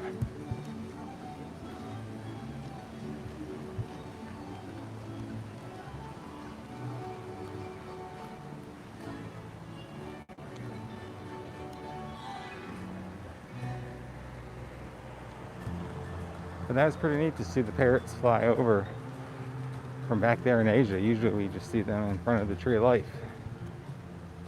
But another good spot to watch it will be right here on this trail, because they come right over this path right here on their way back to their home.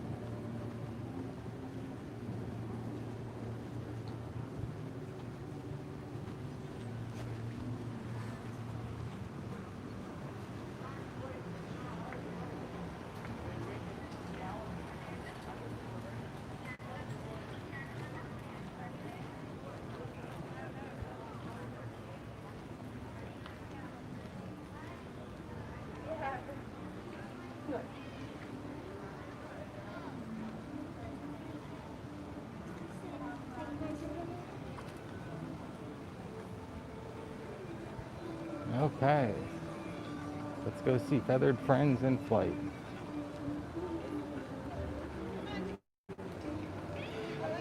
Thank you. Thank you.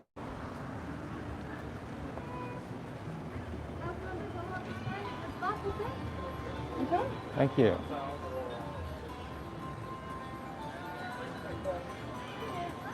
Yep. Would you rather be closer to the edge or does it matter? Doesn't matter. You can go anywhere in between any of those stickers. All right.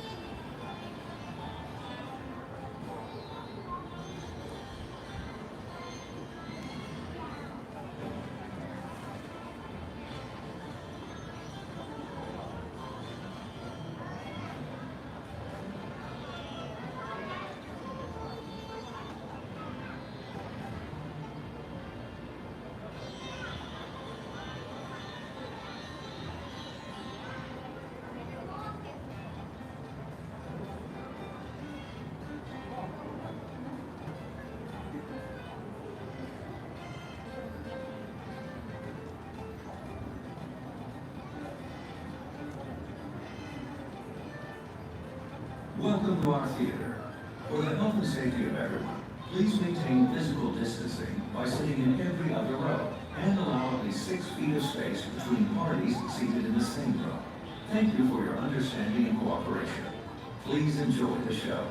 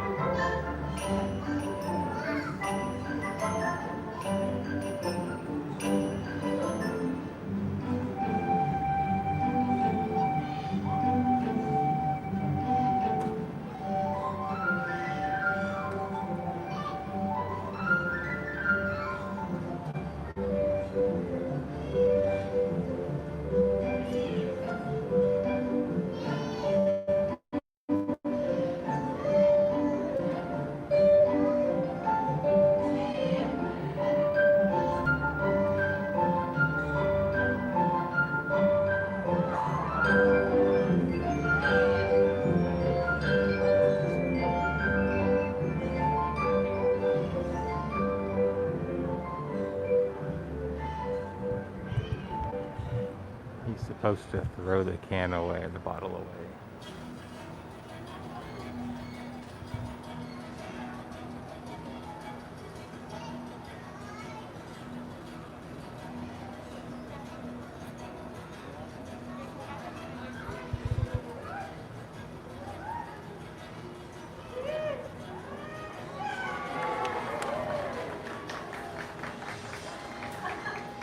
Hi guys! That rating? Fantastic, wasn't it? It took a long time. We built up the suspense there, but it was pretty cool. My name is Lucy, and I'm Flannery. Welcome to the Caravan Stage. You know, birds just like that raven there have been inspiring people here. The park opened in 1998. Yeah, and you know, we've been doing shows here every single day until 2020 happened. We're really happy that all of you guys are back here because this is our favorite part of every single day. When we come out here and we share all of these beautiful birds with all of you. Like those two adorable spoonbills. Their names are Sunmaid and Raisins. Yeah, super cute. They're actually roseate spoonbills from an exotic place called Florida. And you can see they get their name from that cool beak adaptation. Their beaks are designed to sink through muddy water and find crustaceans that they eat. That's actually what gives them that coloration. Yeah, the pig is super cute, but guys, their faces look like spoons. It does not get that. They are positively adorable. I do love them. They are super cute. And check it out too, those nice backwards knees. Yeah, and did you guys see how they're wading in the puddles? That's how they feed. They just go like this, and then somehow they find food. I have no idea how these are living animals. It's pretty cool. You know, Flannery and I are just part of a whole team of people here taking care of all of the birds from all over the world, each with their own unique adaptations that help them to survive in their environment. Just like our next bird. There he comes out of the window. This is Miles, a trumpeter hornbill from Africa. These birds are designed for extreme flying. They have short wings and a relatively long tail, helps them to be able to maneuver throughout the forest. Yeah, Lucy, why don't we show that off for everyone? Okay. Yeah, you know how we've been working backstage making the hoop? Oh, yeah, the hoop. Yeah, let's try it out here. Great idea. 2 volunteers from the same group. Who would like to help? Hi, with the awesome tutu. I love it. You're so rainbow. You absolutely can help. All right, we just need you to have a partner. Who would like to help you? You'll help. Awesome. So you're just gonna stand up and face each other, and then just make a hoop like this. And this is kind of a sneak peek of what's about to happen. Yeah, and your hands don't have to touch. You're basically making a hoop, and we're going to see if Miles can fly through. So yeah, you're just staying exactly where you're at. You set up a nice hoop. The people behind you, yeah. Good idea. We're going to get a nice close look. And then it looks like Dan, you're able to help us out in the back there. Awesome. Okay, Miles, what do you say? Our trees are set up. I know Dan has some trees in the back. Whoa! That was awesome. Oh, it was so cool. Can we do it again? Yeah, definitely. Should we try it over here? Does anybody over here want to try? Oh, your hand shot up so high in the air with the 2 mini outfits right there. Yeah, that's a perfect one. Okay, yeah, you guys are going to do the same thing. You're going to turn, face each other, make a hoop with your arms. Ooh, this is a pretty challenging one, Miles. And yeah, you guys in the front, I see we are parting the seats for Miles to be able to fly through. Are you going to go through off of that banister? You can try it. Oh, you might do it. Yeah, this is awesome. Oh! Okay, usually they fly over and around. Yeah, it's true. That was kind of right. Do we want to try it one more time? Maybe? Yeah, okay, we're going to try it. So set up your hoop again, and you don't even have to touch your fingers. Let's make it a little bit easier. Yeah, there you go. Take about a half step back. Miles, what do you say, buddy? I know you can do this awesome flight. One more time. Let's see. Dan's in the back. You're going to calculate the perfect flight. You're going to try from the banister again. What do you think, buddy? You can do it. He's thinking. He is. We're building suspense again. Dan's got all of your favorite treats. Oh! That's okay. Really close. Let's have a round of applause for our volunteers. You guys did awesome. Lucy, we forgot to mention why they need to be able to do that. Oh yeah, you guys, this is so cool. So out in the wild, one of their favorite things to eat are actually flying insects. They can catch them right out of the air. Yeah, would you guys like to see Miles catch a flying insect right out of the air? Oh yeah, we absolutely would. So we're gonna do that. You have flying insects? No flying insects, but Lucy, I have a great, and I have a plan. I have to put this on though, so I'm gonna head down here and Lucy and I can socially distance up here. Down here it's a little harder to do that. But guys, what? Does anyone know what this is? A rocket launcher, yes! But this time, it's a grape launcher. And you know what? Why don't you come give me a hand right there? You did so good with the hoops? Yeah, absolutely, right here. So, I have a plan. You're a flan with a plan. I'm a flan with a plan, you guys. So what we're gonna do, you look like a fantastic volunteer. We're gonna count down from 3, okay? When we say 1, you are going to stomp on that as hard as you can, okay? You look really strong. Are you ready? 3, 2, 1. Oh, hold on. You were great, but Miles really likes that banister. So I'm gonna set you back up. That was perfect though, okay? You did absolutely fantastic. Okay, all right. Hold on. I think we're ready now. Okay, 3, 2, 1. Woo! It worked! Good job, fantastic volunteer. Great job. And you guys, that's why there's no more flying grapes left in the forests of Africa. Thank you, thank you. It's gonna be a long show. It is, but it's gonna be great. That is like the best of my jokes, so just bear with me. Yeah. Miles, you were also out here. That was some pretty fancy flying, buddy. But we have a lot more birds to see. So how about one more treat for you for the road? I know you're loving that banister today for some reason. Okay, one more treat, and then you remember which way you're heading on home, right? It's right through that same window you came out of. Yep, this one. One hop, all the way inside. And these hops are really, really cute. It's how they get from branch to branch when the branches are a little close together. It's adorable, you guys. One more inside, and then you're gonna take a left. Oh wait, no. I can hear Ellen in the back there calling you. She's got lots of your favorite treats. You guys hear that? Yeah, that's how you professionally call a bird. Yeah. You can do it. Hold way in. How about here? I'll help you out. Do you want a treat right here on this still? That's which way you're going. Miles, there's so many more delicious treats in there for you. You're gonna love it. Good job, buddy. You can do That it. was really cute, wasn't that?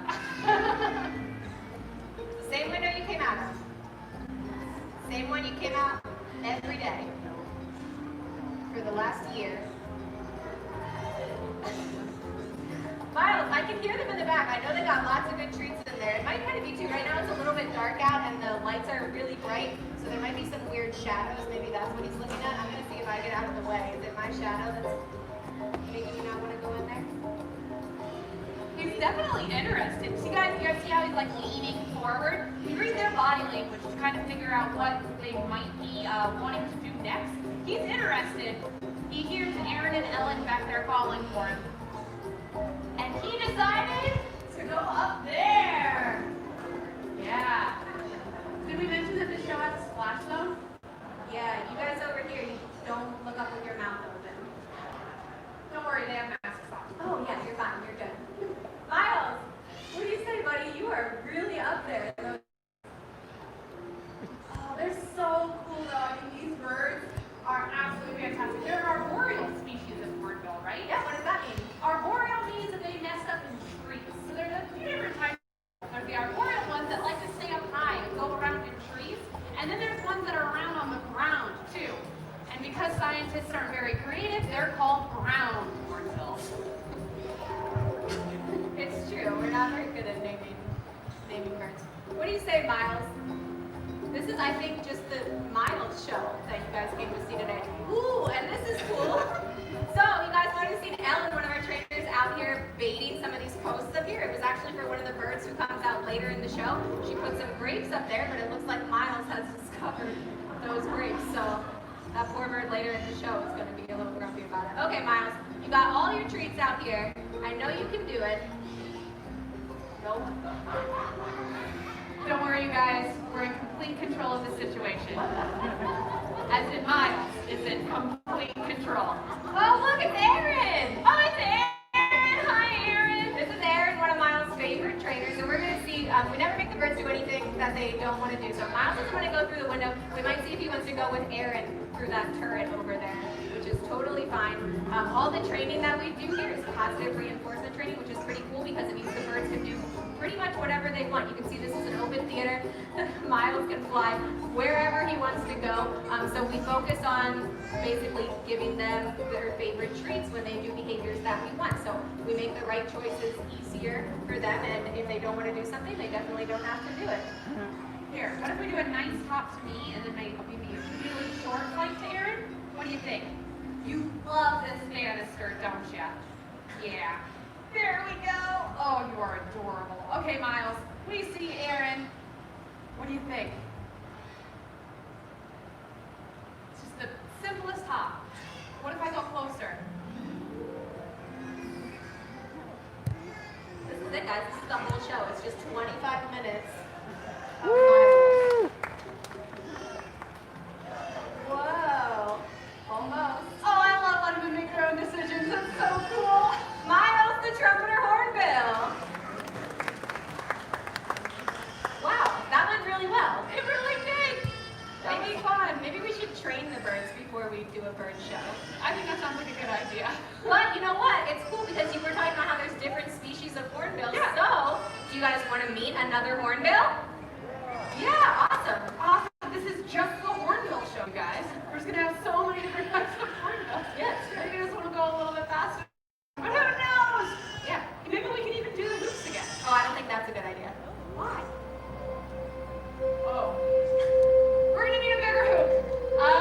Maybe we shouldn't do those. But this is a ground hornbill, like I mentioned before. It's Sebastian. Yeah, and like you said, they are found on the ground a lot, but as you guys they're also really good flyers. And make sure you check out those beautiful white wingtips when he makes his way back to stage. So you can see out in Africa where they're from. But I think by far the coolest thing about these birds is that long beak that they have. They can use it to forage around for all types of food in the grasslands. Absolutely. They eat almost anything. They're amazing foragers. They'll eat, that beak of theirs is delicate enough to pick up a single blade of grass or smash through a tortoise shell. But the coolest thing that they eat, you guys, is snakes, including venomous snakes. What they'll do is they'll grab it, and then they'll shake it around and slurp it down, just like spaghetti. It's horrifyingly disgusting.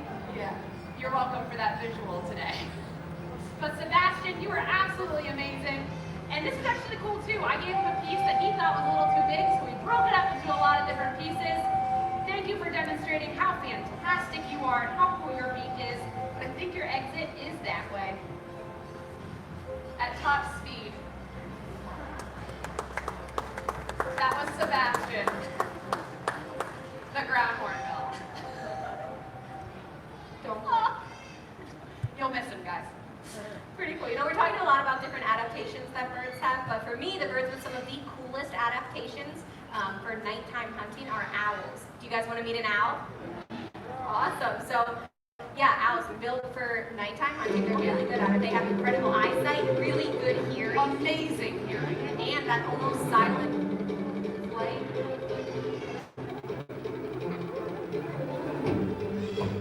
What is happening? I don't know. We're bringing out the owl and those are chickens. This is a natural behavior bird show, but there's certain things we want to leave to Nat Geo. So I'm going to go make sure they're okay. Okay, I think we're going to keep going with the owl. So, owls, really cool birds. Do you guys see him? Yeah, here he is. His name's JJ. He's called a great horned owl. It's one of the most abundant owl species found in North America. And yeah, he flies really, really low, which is awesome. He's going to make another flight right across the middle of the theater. So, if you have phones or cameras, I would highly recommend getting them out. If you have slow motion, it's some of the coolest videos you can get all day. This bird's going to be right at about eye level. So have it set up and ready to go, and listen carefully as he flies past. Like I said, these birds are almost silent.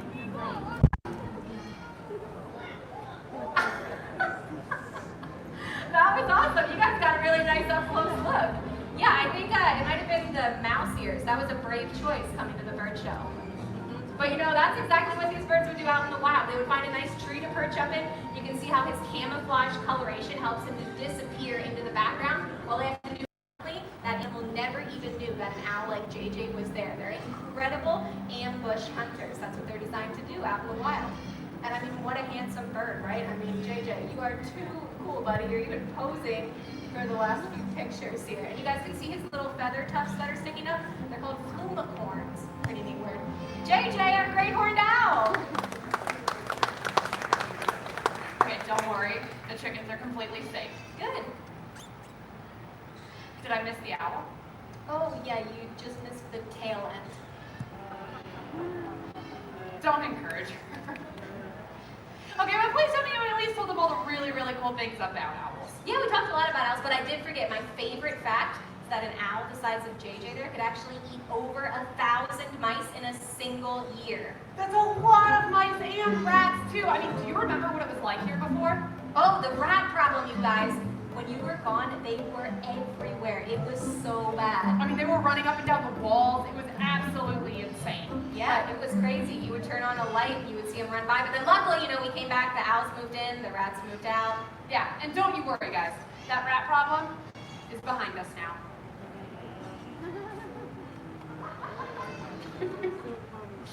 All right, so when we think of really smart animals, rats are up there for intelligence. Yeah. But smart birds are ravens, especially a collared raven, like Dixon here. He was the bird that recycled earlier, right? We saw that. He did a really good job at that.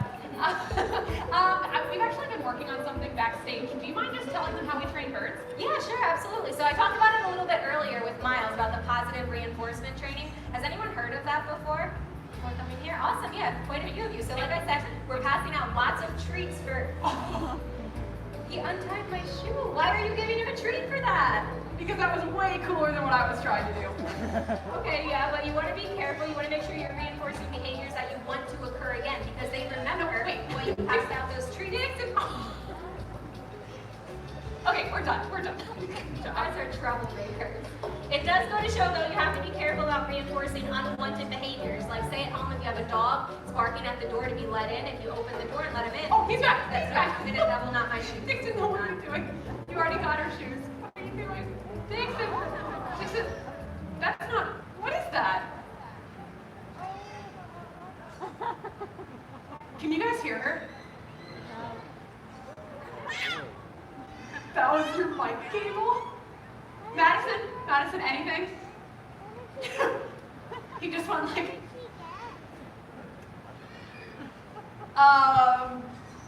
What are you doing? I think there's a backup cable. I'm gonna go see if I can find it. Okay, we're gonna bring out the backup cable. No, Lucy! Lucy! Hi guys! I'm Flannery. Okay. This show's fun. Oh, I have an idea. Just bear with me. Hey, is there anybody back there? Oh, hey Katie, can you possibly bring out Molly and Gabby? Like right now. Cool, awesome, thank you. All right guys, we have a special treat for you. Would you like to meet 2 talking parrots? Good, that's exactly what I wanted to hear. Fantastic. Okay, so these 2 that we're gonna bring out are really, really talented parrots. There are actually 2 different types of Amazon parrot, a yellow-naped Amazon parrot and a double yellow-headed Amazon parrot. And mimicking or talking is something that they do out in the wild. It is what they'll do to communicate with their flock mates, right? So the noises in the wild that you hear are the sounds that the flock members make. But in the home, a lot of times it sounds a lot like talking, yes. So that's what makes it sound like those birds are talking to us. And Molly, thank you so much, Katie. So these 2 are 2 adorable little birds. Hello. Great big hello from both of them. Yeah, they're fantastic. So over here, the yellow-naped Amazon parrot, her name is Molly. And what's your name? Gabriella. Gabriella, or Gabby for short. So we have Molly and Gabby, and they are very, very talented.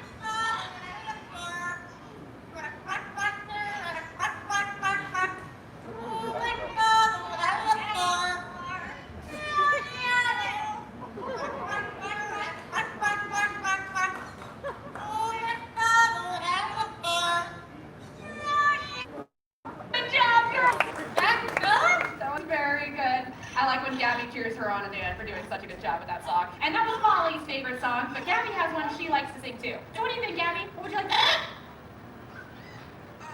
What What'd you like to sing? You are my life, you are my life, my way, you make me happy, great, you make me happy, all my time, don't leave no way, my dear, die away,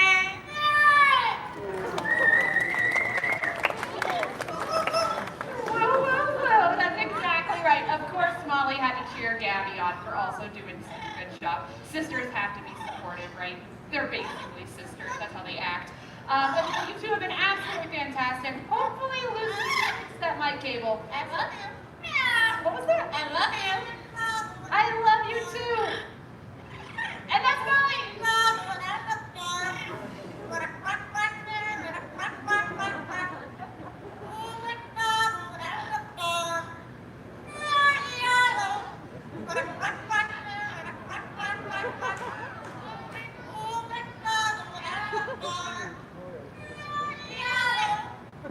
And that's Molly and Gabby, everyone.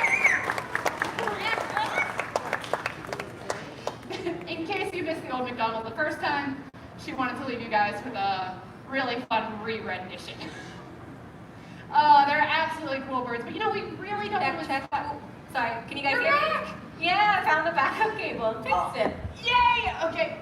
You brought out Molly and Gabby. I did, and I was just telling them that they really don't make the best pets. We really don't want to inspire anyone to want to run off to the store and get two parrots like Mom and Gabby. I mean, they're very, very talented.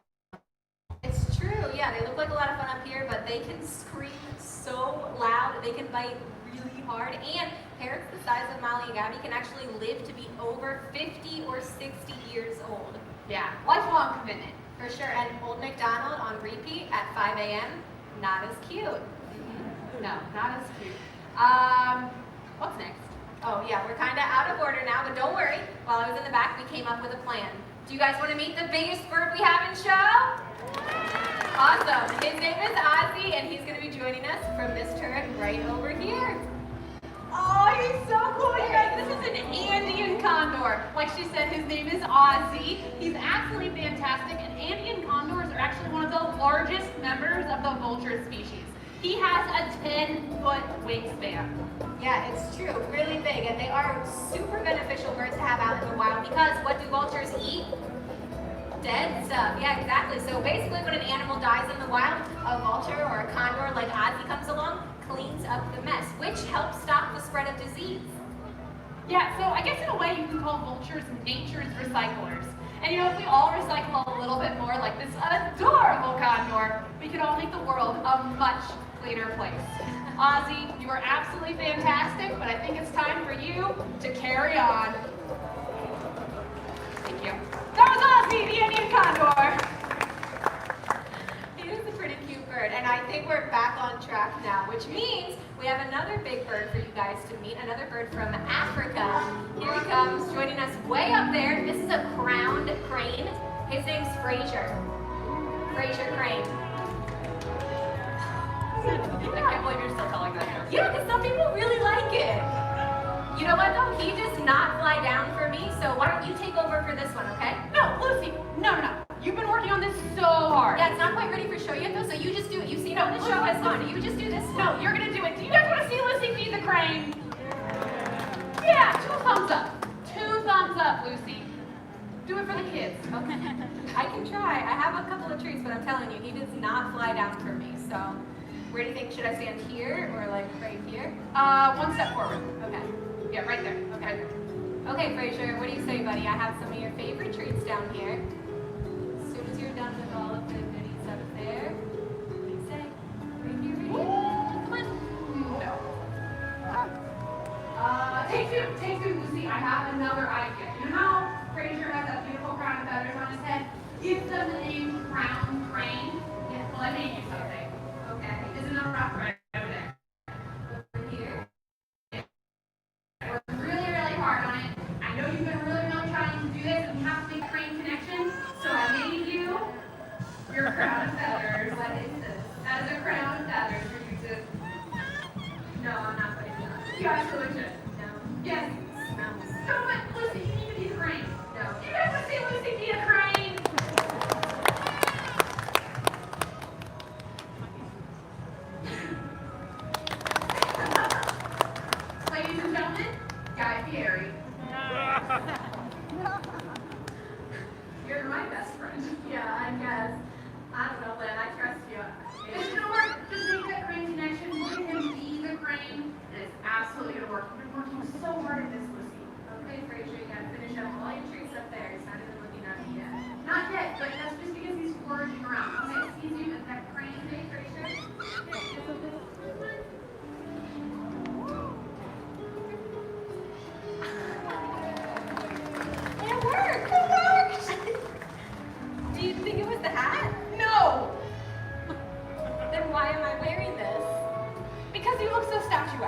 it's perfect. And you've been working really, really hard backstage. I think that's what actually worked. It's true. Building up all those repetitions, they build confidence, building up that relationship. Absolutely. And Lucy, you've been doing such a good job. And I did get to feed him on stage. That was Fraser Crane. Now, I'm going to get you back for this later. Thank you so much. This has been a lot of fun. And you guys have been a fantastic audience. And we have something really special coming up for the grand finale. This is the best part. Yeah, we're going to start it off with the story of the symbol of pride for the United States of America, the bald eagle. There she is. Everyone, meet Hope. Now, Hope is a living symbol of one of the greatest conservation success stories of our generation.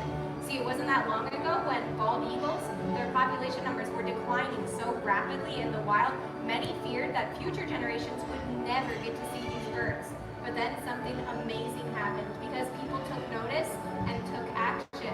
We started cleaning up the waterways where bald eagles fish, and we stopped using a chemical pesticide called DDT, which was one of the main reasons for their decline. So basically, people, just like all of you here, help make a difference in the population numbers for the bald eagles. Yeah, it's true. Everyone's efforts had such a dramatic impact. Population numbers started to rise, and they got so high that the bald eagle was removed from the endangered species list. Yeah, it is a truly amazing conservation success story, and it just goes to show the power that all of us have to protect wildlife. It's an amazing conservation success story, but there's still so many animals out there that desperately need our help. Like Link here. He's a blue-throated macaw. Yeah, blue-throated macaws. You guys, this is really special. They're one of the rarest macaw species out in the wild right now, only found in Bolivia, and it's estimated that there are fewer than 200 of these birds left in the wild. Less than 200. That's it.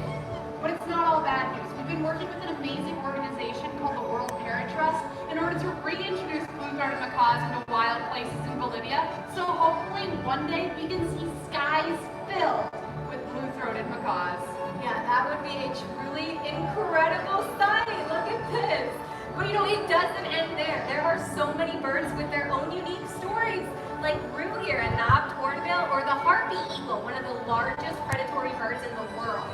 Or like Hope the bald eagle, there's so many animals out there. So go outside, appreciate nature, create your own stories, and find your own favorite animal. So from all of us here at the stage, we wish to leave you with this. May your hearts take flight and your spirits soar forever. Namaste.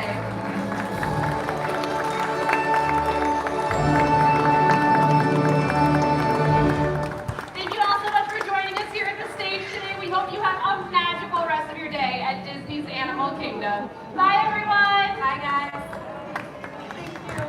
Explorers and friends, thank you for joining us for Feathered Friends in Flight. Have a wonderful rest of the day exploring Disney's Animal Kingdom.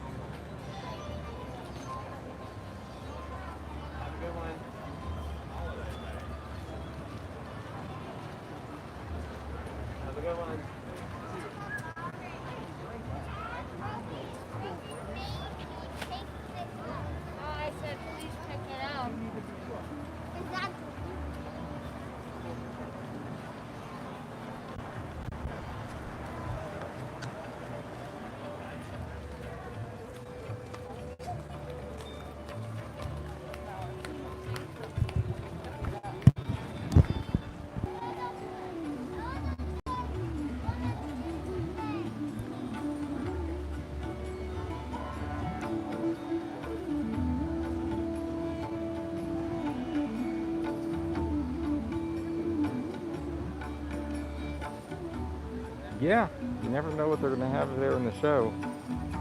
I don't think I've seen both parrots at once before. I've seen each parrot individually.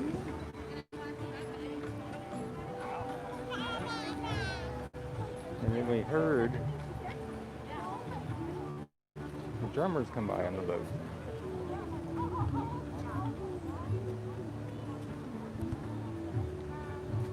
So it sounds like the boats are going. Let's go see if we see any characters. But give it up for Feathered Friends in Flight. Hit that like button for the Feathered Friends in Flight.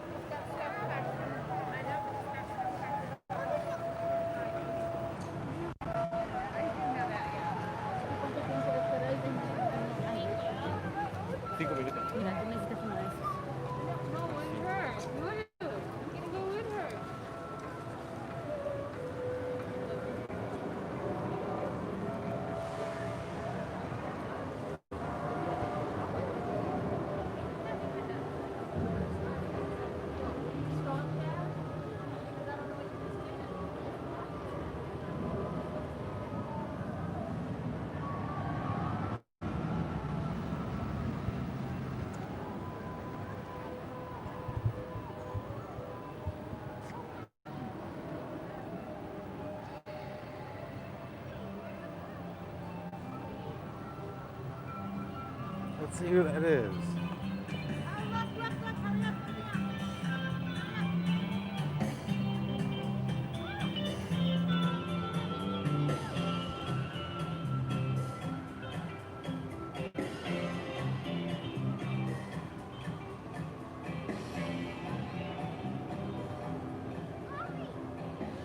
Simone and Rafiki.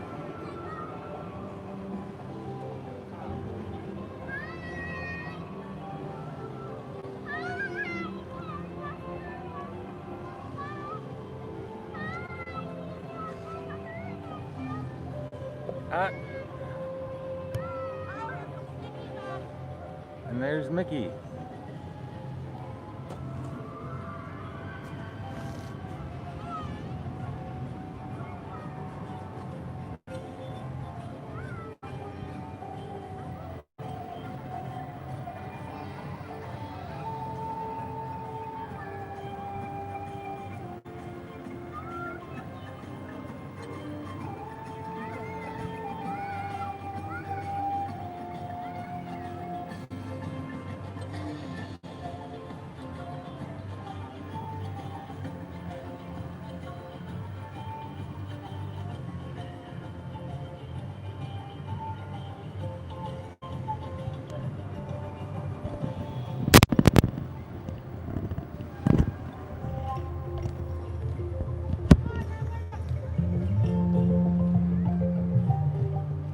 Hey friends, say hello to Mickey and his pals, returning from their safari adventure down the Discovery River.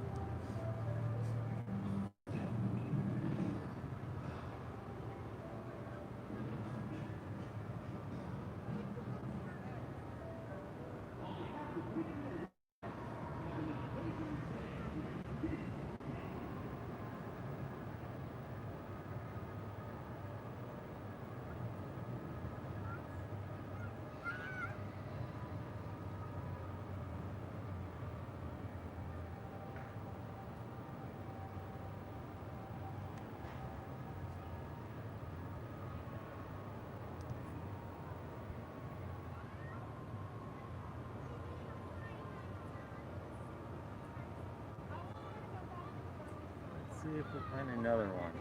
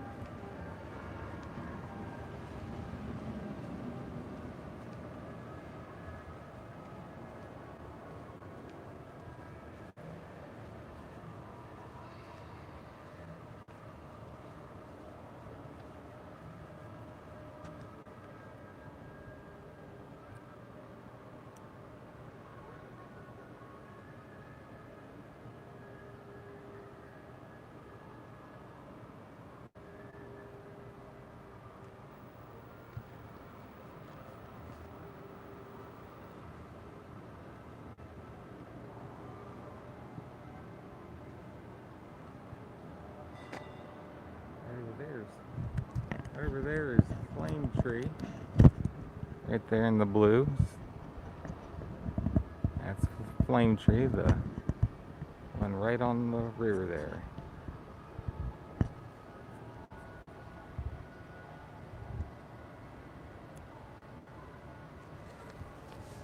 head back up. See if there's any more boats coming.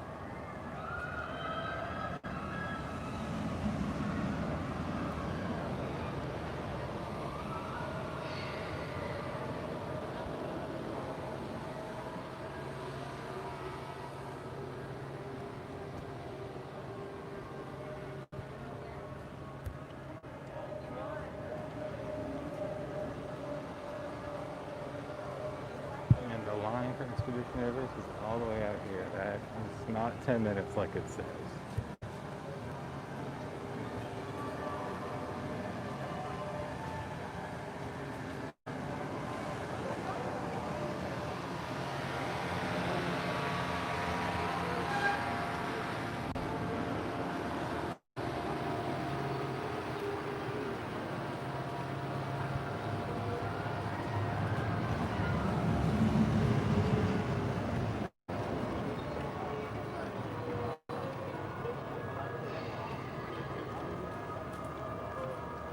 Let's see.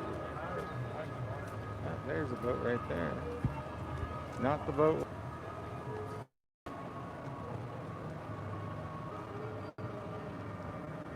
For the health and safety of everyone, please wear a face covering at all times, except when actively eating or drinking while stationary. Wash your hands often and thoroughly. So Timon, that would have been the last Timon for the day.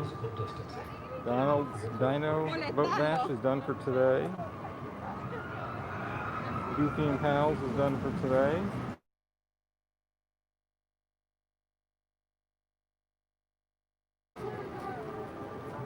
That was the last one.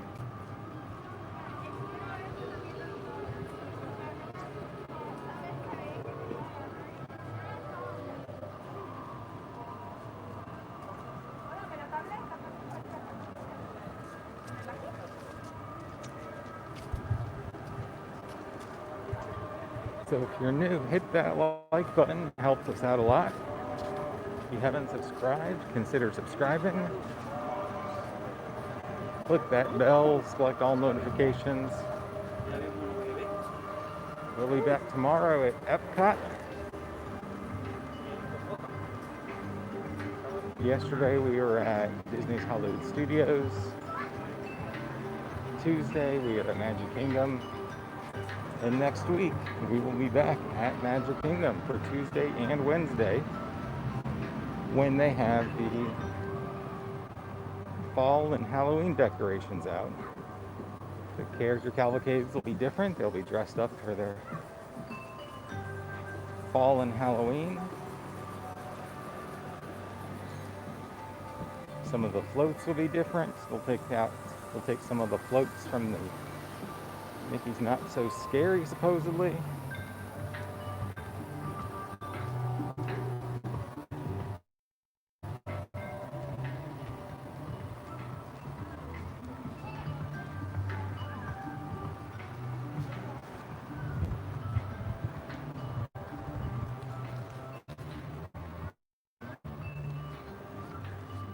The Dapper Dans will be there.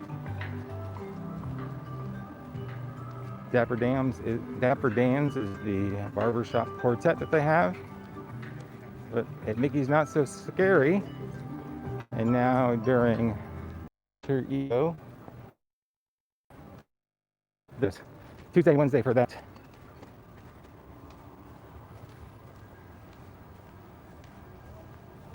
That's why you want to make sure that you subscribe and click that bell. We'll be here the first day streaming live. On Tuesday, we'll probably spend most of the day hanging around Main Street,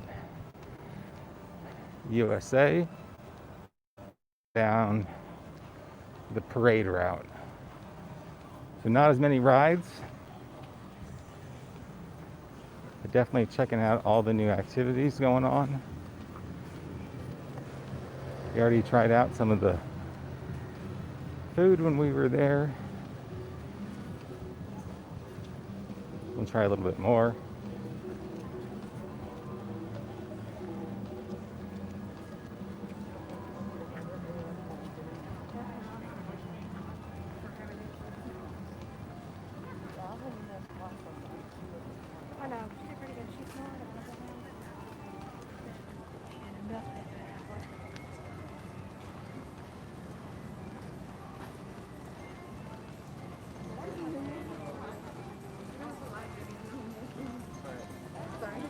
I'm just gonna continuously hit you and step in front of you.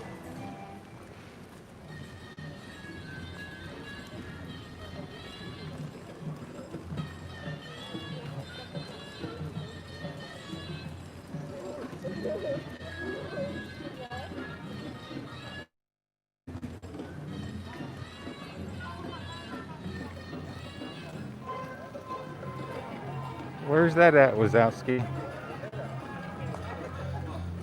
Is that at the China kiosk?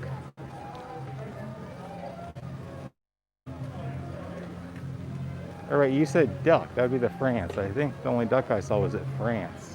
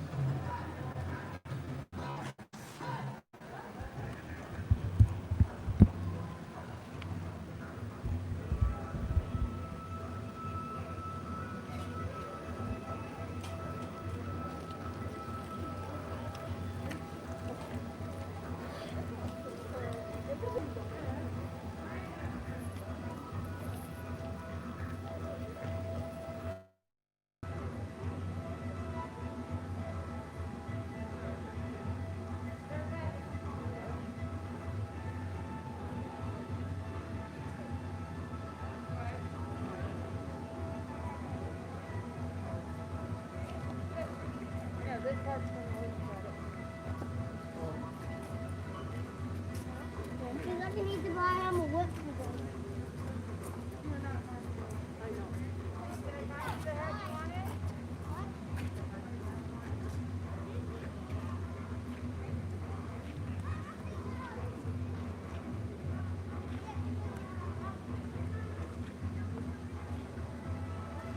Oh, the carrot cake from the American booth? Yeah.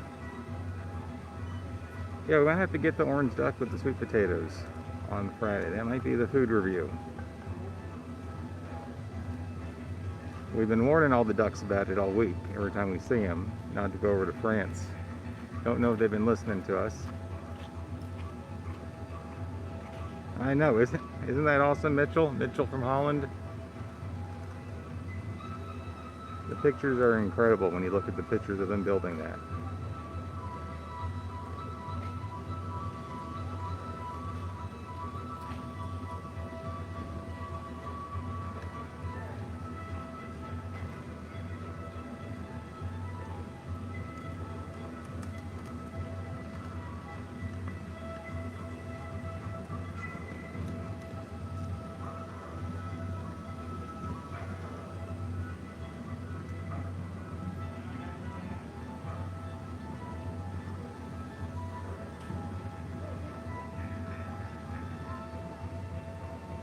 Oh yeah, I've seen that too. Yeah, I saw it when they were first opening up the park. They had some specials, but I forgot that I recently saw it on there too.